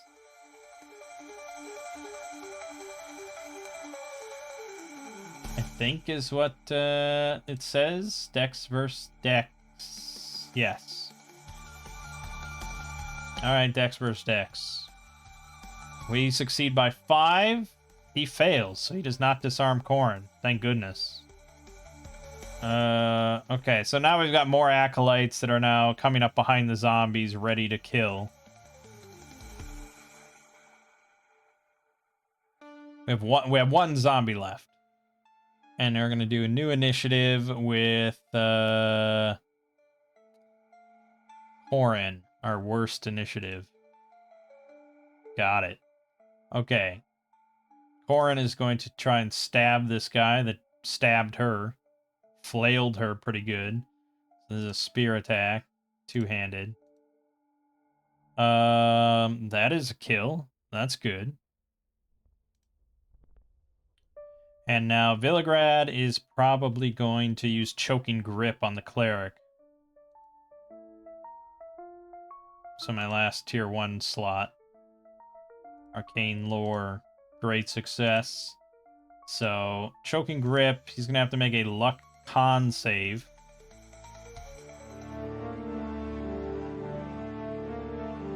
Yes, luck con save. So he already succeeded once on his luck, so it's down to 5 normally.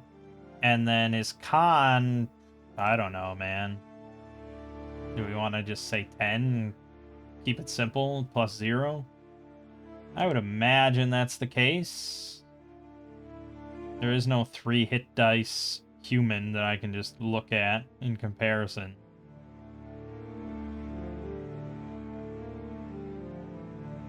Annoyingly, there's no 3 hit dice human.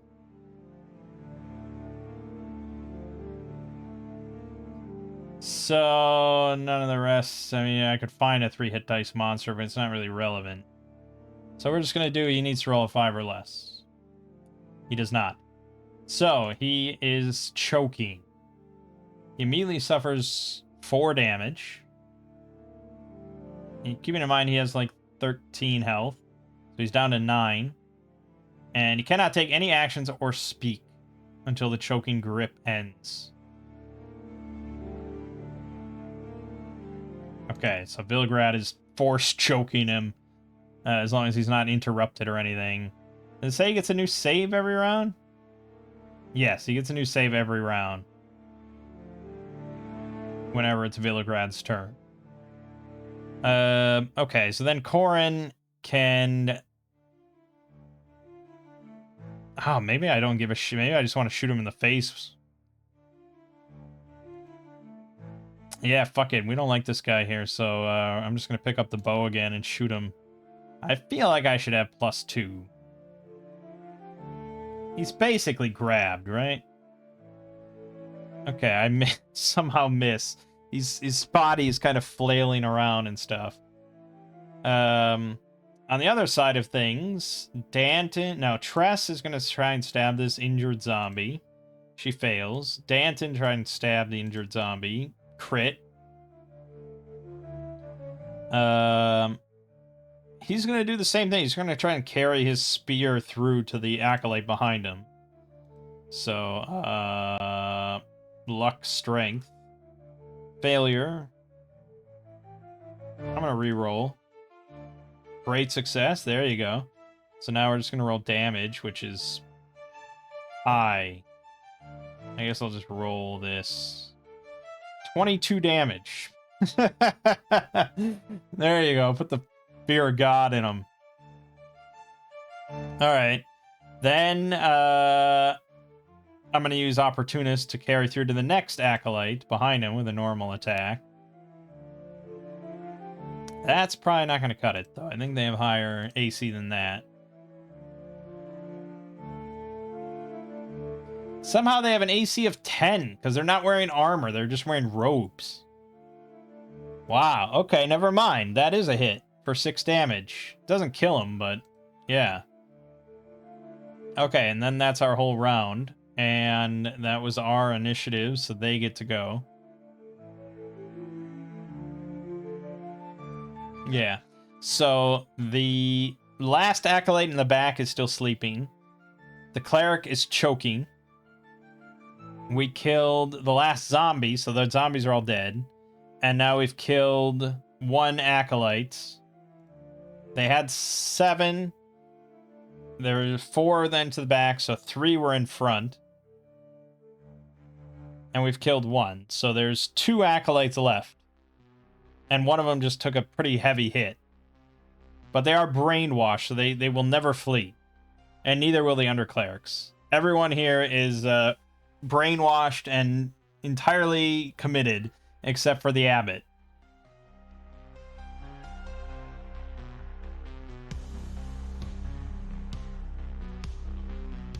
Okay.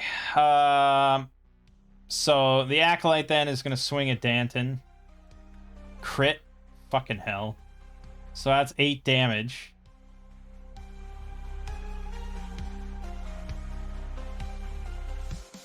I don't have my helmet anymore.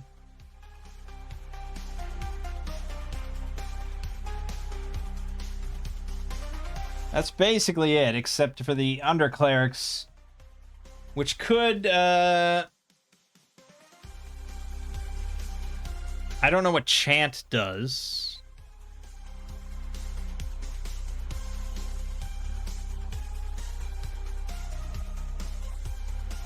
When the chant spell is completed, all attack and damage rolls and saving throws made by those in the area of effect who are friendly to the priest gain +1 bonuses. Those of the priest's enemies suffer -1 penalties. Okay, so the one in the back probably should have been doing this already. Although it says here casting time 2 rounds. So we're fine. One of them in the back starts chanting. So now we're going to suffer a -1 and they get a +1. So they're swinging at +4 now. Great. New round. That was Villagrad, I think. No, that was Corin, thankfully.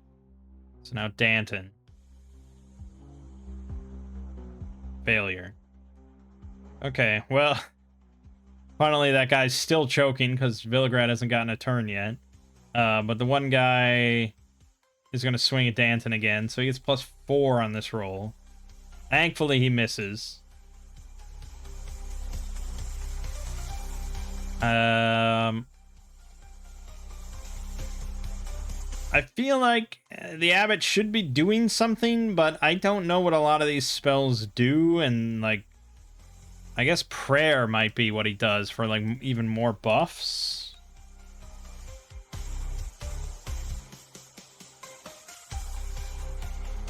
Yeah, it's basically chant.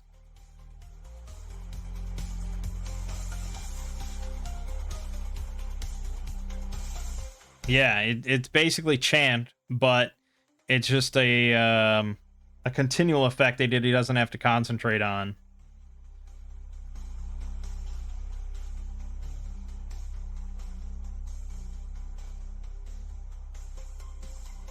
But they stack only if the 2 priests are of the same religious persuasion. But they do stack. So now these guys are doing +5 and we're at -2. So that's all that. But that's all they get. So now it's our turn again. Danton's gonna try and... Oh no, he's gonna use Ring of Stolen Years on this guy in front of him, who I think is injured. Yes. So he's gonna use this, and that's 2d6 health absorption. 7. So that will kill him and get us back to 11. And then Tress is probably going to use Cure Wounds on Danton as well, so we get good effect as possible. Now it says minus... these things debuff saving throws and attack and damage rolls. Well, prayer definitely affects damage rolls. I don't know if chant does. It does. Okay, yes.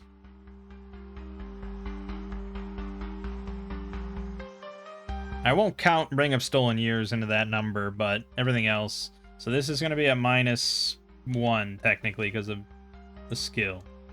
Terrible failure. No reroll. That's a wasted spell. Bummer. You think I'm happy about that? I'm not. Okay, Villagrad has to take his turn. Technically, this would have been at the start of our round, you know, and this is what he's concentrating on. So this dude has to make a luck con save. He gets +2 to it. So really he needs a 7 or lower. He didn't get it, so he takes another d6. He's down to 5 health. Orin is going to try and shoot him again. And this is -2. And -2 on damage. Miss. Wouldn't have hit anyways, but it's annoying. I don't really trust this guy to get out. I'm going to use my reroll, which is a ranger craft as well, but we're going to do that so I can reroll this attack. -2. I don't want him breaking out and then casting some bullshit on us. Crit. Alright, that's right through the eye socket, finally. Good. Good. That was all our turns, so that's it. And I think we succeeded on initiative? No, we failed that initiative, so I already went. Okay, new round. Now it's back to Tress's initiative. Failure again. Fuck. So there's still one Acolyte, and then the Underclerics are going to be behind him, except for the chanting guy. So it's 2 Underclerics and an Acolyte. So the Acolyte's going to swing at Danton. Remember, it's +5 on the roll total, and then +2 on his damage. He fucking crit again. Are you serious? I mean, I'm down? No, I'm not down. It's a crit normally of 8. So I'm at 1. Holy shit, man. I can't believe how much they're critting me. I mean, I know I'm rolling a decent amount of attacks against my characters, and it's gonna happen, but this seems like a lot of crits. 5% fucking chance. Okay, then that's it. So now it's Danton's turn. He could swig a potion. We have no heals otherwise. But maybe he just won't get hit. Tress is going to stab this Acolyte. It's a miss, even without the -2. Danton will try and spear the Acolyte. Again, -2. -2. It is a hit for 5 damage. Orin, I guess, shooting a bow, but this is with disadvantage because she's all the way in the back. It is a hit. It's not a kill, though. It's taken 7 damage now. She had to roll a 1 on damage. Fuck. And then Villagrad, I do have my tier 2 spell, Levitation.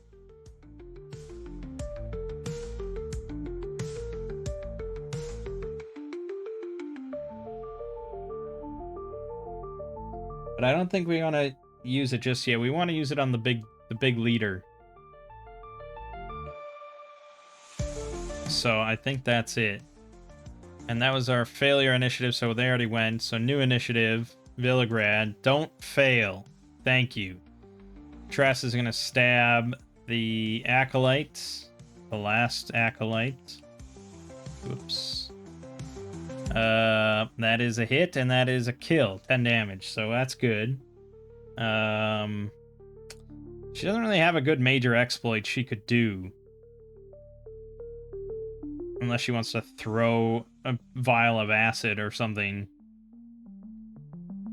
She's in the back is the thing. Like, I can't really justify her stabbing through another guy. Unless she's gonna climb over Danton to just keep spearing another one. And probably she should be in the front, actually.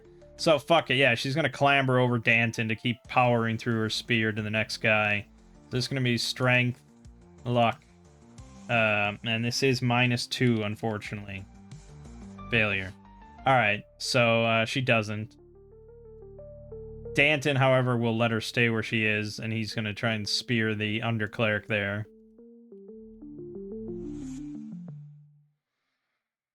And they have an AC of fucking 14, so that is a miss. Corin's going to shoot. Again, as usual, disadvantage on this roll. Miss. Villagrad can't really do a whole lot, man. I'm not going to throw a fire pot. He'll go over and slit the throat of the sleeping Acolyte just to make sure he doesn't get up. But that's it. So now the undercleric's going to be swinging at Tress. And this is plus... I assume they're also blessed. Yeah, everyone's blessed. Now, yeah, we'll say one of them cast blessed, so... +6 on this roll against Tress. It is a hit. And they are using flails, so this is 1d6 +3 for 8 damage to Tress. Not so hot so either. Fuck.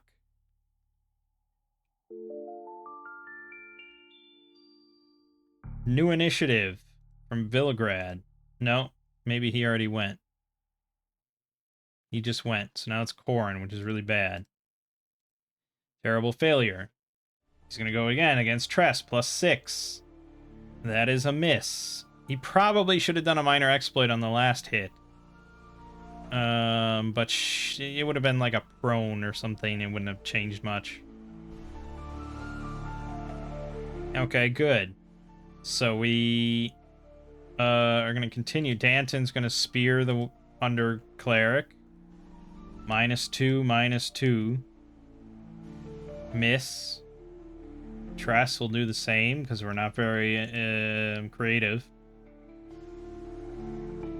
Okay, 3 damage, but a natural 19 effect. D12. That's not very interesting. I'm pretty sure it's disarm. But it's disarmed.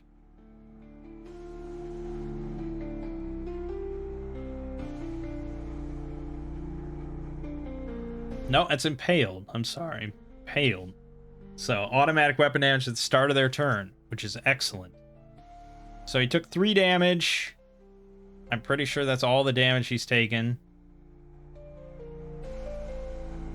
Yeah, that's all the damage. So he's at 10 health left. Corin's going to try to shoot. As usual, requires a very, very good rolls. Nope. And Villagrad can't do anything. They go. He takes automatic weapon damage. So I'm just going to roll her spear damage. 7. So he's got 3 health left, but he is brainwashed, so it doesn't really matter. And he's rolling plus... Or did he already go? He already went. Yeah, he already went. Never mind. So that damage will occur whenever he starts his turn. But it's Danton's... Okay, so he might never start his turn. So he's still at 10 at the moment. Danton will try and spear him.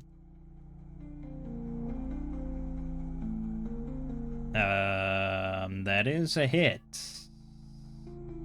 Against their 14, yeah, so he's at 7 now.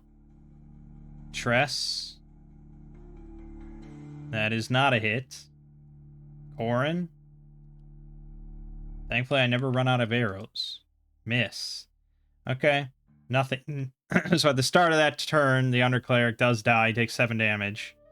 Meaning that there's one Undercleric left here until we get to the one that's chanting. And then after that, it's just the Abbot.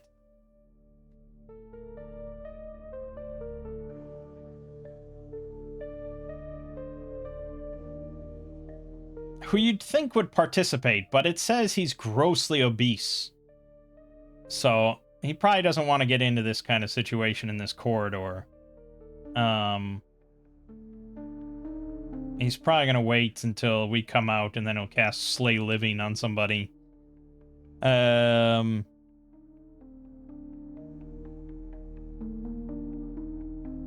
we all just went. Yep. He died, so the last Undercleric, except for the chanting one, steps up to swing at Tress. This is +6, remember. That is a hit for D6 +3. 8 damage. Tress is down. And she doesn't have a reroll for the death save. And that is not good. Okay, great. So now it's loops around to Villegrad's initiative. Okay, Danton is here, so he's gonna do what he does best. Miss. Corin's gonna try and move behind Danton now to get a better shot with the bow. Avoid this disadvantage bullshit. There you go, that's a... Not a kill, not quite. But it hurt a lot. And I guess we'll try and do a minor exploit to disarm him of his flail. So perception versus his dex. Technically that was -2, so I really succeeded by 4. He succeeded far too well, so no disarm. And he gets to go. He's going to swing against Danton. +6. That is a hit for D6, 5 damage. Danton is down. This is where the TPK happens. It was just far too many enemies that are far too buffed. And just... yeah, just ridiculous. I don't know what I was thinking here. Should have gone out the back door. But I rolled the Oracle with unlikely. I made it unlikely, but fate deemed it necessary. Okay. So that was his turn. So now it's a new round, and it's gonna loop over to... it's gonna go to Corin. Failure. Corin is next in line, so the thing will swing. +6. Just barely a hit. 7 damage. Corin is down. Great. That leaves Villegrad to deal with 2 Underclerics and the Abbot by himself. He's going to charge in with Glimmerfang. Why not? Missing. New round. It's to Villegrad every round now. Success. He's going to swing again. He's saving that gun for something special. He missed again. It's going to swing. +6. Hit for 6 damage. He's down to 5. New round. Success. Swings. Oops. Fumble. He gets to roll a free attack. He misses. Then he gets to roll his normal attack. He hits for 7 damage. Done. That's it. And obviously they sacrifice us to their dark frog god, and that's it. I mean, he took a significant blow. We melted his little altar. We killed off most of his acolytes and half of his underclerics.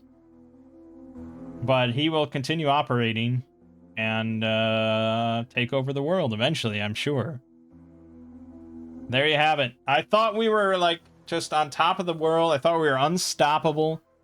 But no. It turns out when the enemy has a shit ton of buffs and debuffs, they can just wear you down. They can just eventually beat the shit out of you.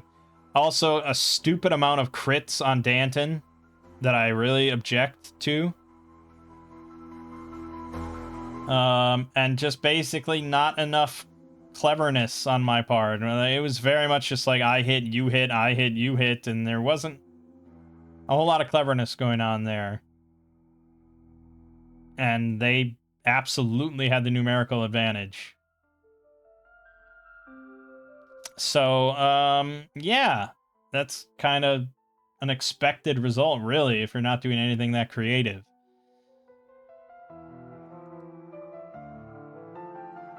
Bottom line is, yes, I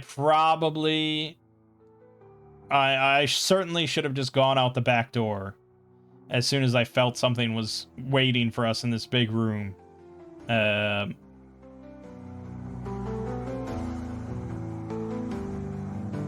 But even though we had like the best case scenario of the ambush, where we didn't get surprised and we were able to quickly back up into this corridor to thin their numbers, it didn't really matter. They had too many buffs and debuffs. They were able to come around to our flank, which hurt, and they just hit hard. And this is a fairly lethal system. 1d6 plus 3 damage across the board for like every attack is gonna wear you down.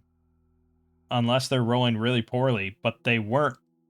They were getting plus 6 on their rolls. And they were rolling fucking well. Again, like the crits and that rolling 19s, 18s, stuff like that. It was just too much. So that's the end of their adventures.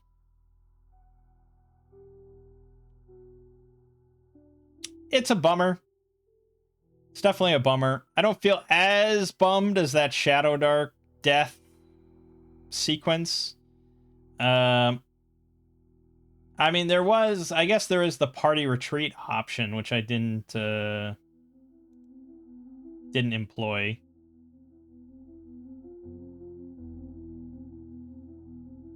At the start of a round, if the whole party wishes to flee from a battle, they must first explain to the GM how escape might be possible. If the GM agrees, a group luck check is required. GM decides any modifiers, blah, blah, blah. If you drop food, caltrops, loot, whether checks are needed to carry allies, etc. If successful, the PCs flee with incapacitated allies over their shoulders, or otherwise as explained by players. This may lead to a chase. So that is an option that I could have employed at some point, but I really thought I could have it. I mean, I went from 4 characters up down to 1, like, quite quickly. But oh well. I mean, this was mostly an endeavor to test out Tales of Argosa some more. And I gotta say, I like it quite a bit at this point. At this point, like, we rarely have to, like, look up rules in the rule book, you'll notice. Like, I had to look up occasionally, like, the monsters. I had to look up occasionally, like, the trauma tables and stuff like that, but compared to a lot of games, I looked up very little amount of things as we went. A lot of it is just kind of...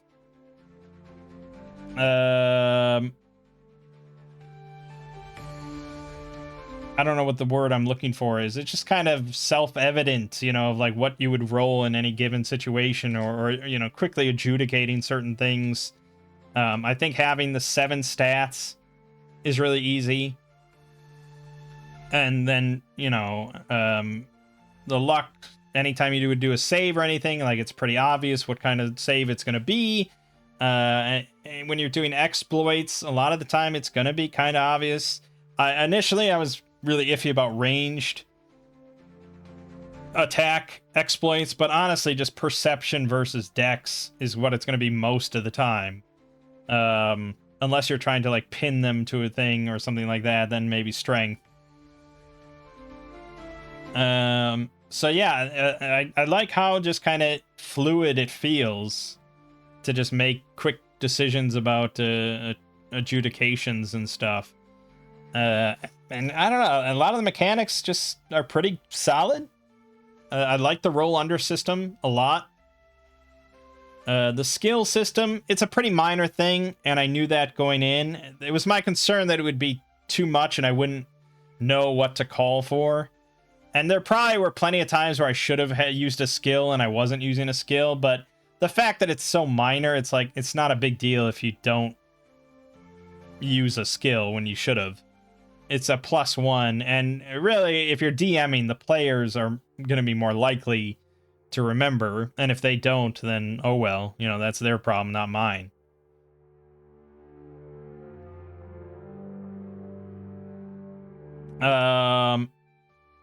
Yeah, I like the rerolls. I like that, definitely. I like the natural 19 effects, of course. I like overall the inventory management. I do. I just wish the Foundry module was better.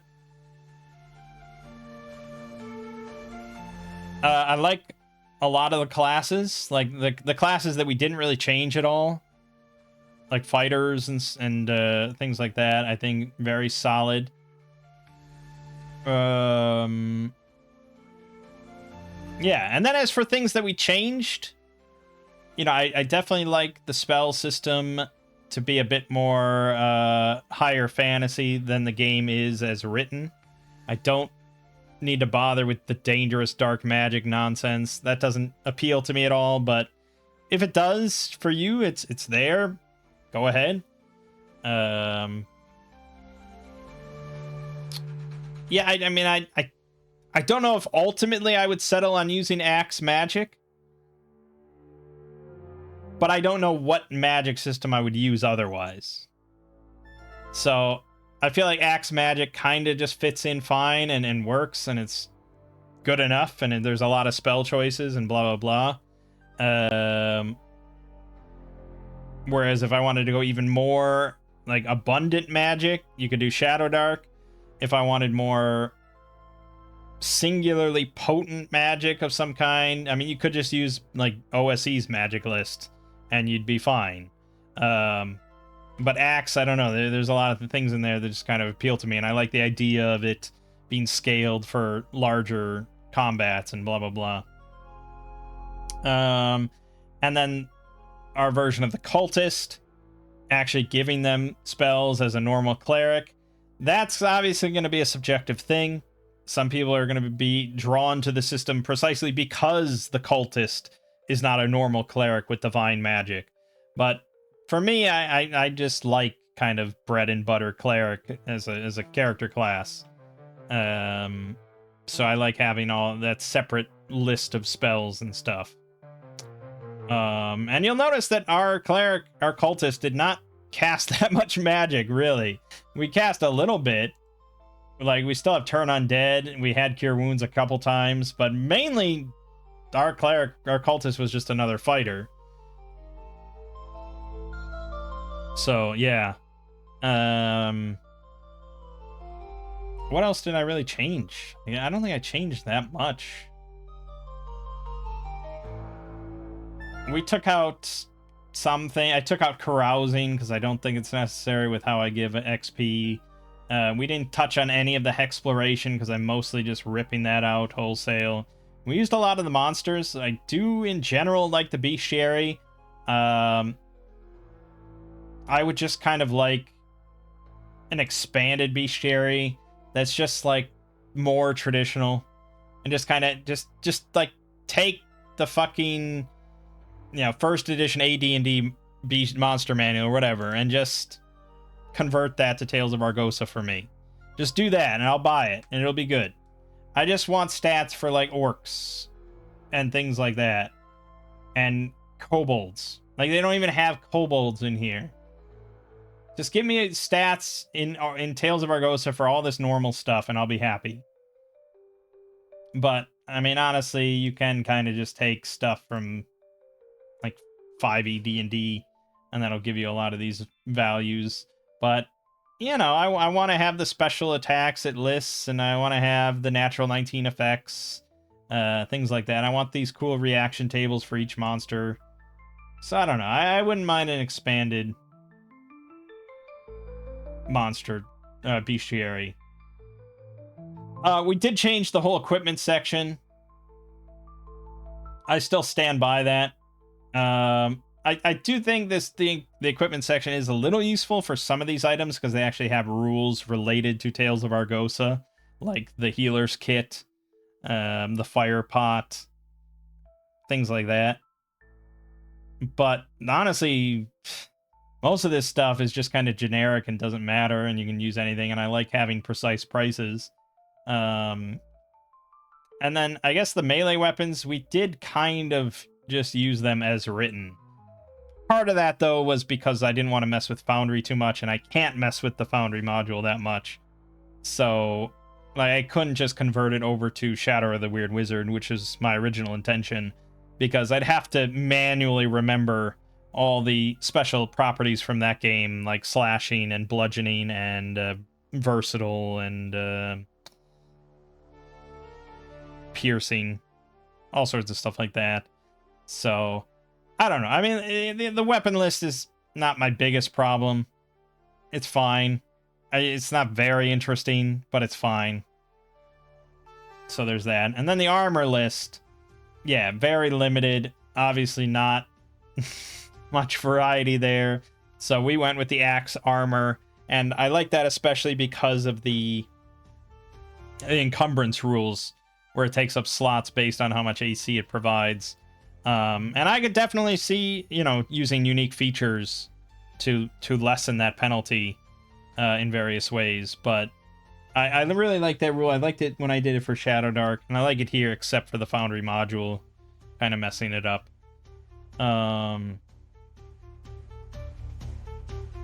Yeah, I'm still not sure about great successes and terrible failures on paper. I know that the character sheet, you write in all your numbers for each great success and terrible failure value, but it is kind of this little back and forth of looking at your dice roll and looking at your number and comparing that. I don't know. It's like an extra step that I'm not crazy about, whereas Foundry just does it automatically, and it's nice. A lot of times, though, it doesn't matter, and that is something to remember. Is a lot of times great success, terrible failure doesn't actually matter, and you're just comparing it. So you really only care when it matters.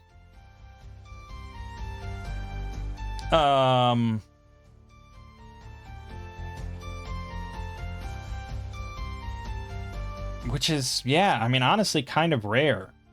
You're going to do it if you're doing like a group check. You probably want to be aware if you got a great success or terrible failure. There might be certain things that matter, like your initiative might matter, or if you're doing a short rest, it might matter.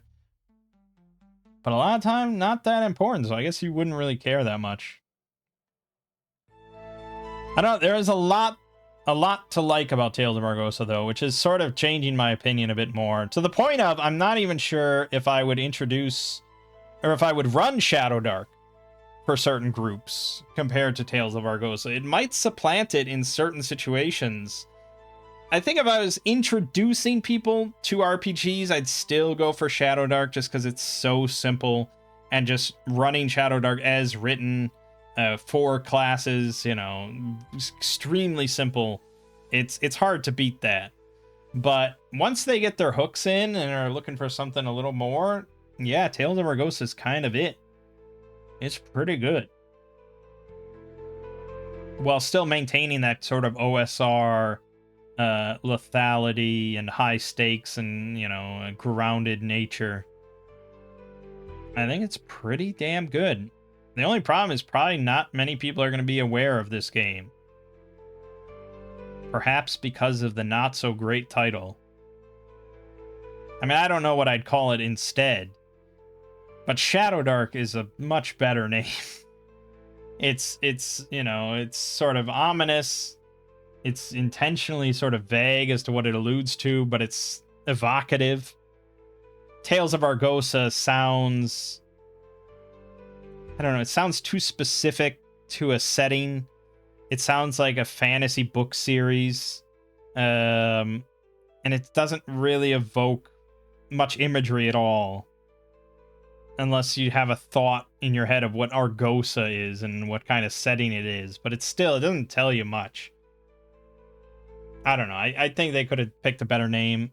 I kind of think it's better than low fantasy gaming, but I will say at least low fantasy gaming tells you what it is on the tin. It's low fantasy gaming. The only issue with that, of course, is that low fantasy doesn't sound very exciting to the average person that doesn't really know what low fantasy is. Compared to high fantasy, and it's like, oh, well, high fantasy, that sounds awesome. Who doesn't like high fantasy? Low fantasy? Nah, why am I playing that? I don't know. It's hard to say. But yeah, overall, I definitely give a thumbs up to Tales of Argosa. I actually have ordered the hardcover book, like I said. So I do plan on running this at some point in person.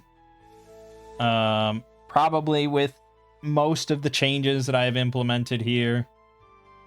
Which is a little more annoying in person for certain things, because I have to actually, like, remember that I've changed stuff and print out sheets. And, like, yeah, like I have to have all the axe spells available to me at the table, but that's not that big of a deal. And like I said, like the spell thing is mostly just a me issue. I probably could DM this as written, and plenty of people will probably enjoy it quite a bit. So, I don't know, it's just more of a me thing, perhaps, that I want to strip the low fantasy out of the low fantasy game. But alright, I think that's gonna do it for Tales of Argosa, and probably now this is actually gonna put I'm gonna put solo RPGs on hiatus now. I've said that like multiple times in the last few weeks, and I keep going, but I feel like this might be it now. Unless I come up with some other idea of what to do. But I don't think I'm gonna be doing any more Tales of Argosa in the near future. If I was gonna do anything else, it would be something like a drastically different system or something. And I don't have any other fantasy games that I'm interested in trying until Draw Steel comes out. And then even then, like, I'm probably gonna read it first.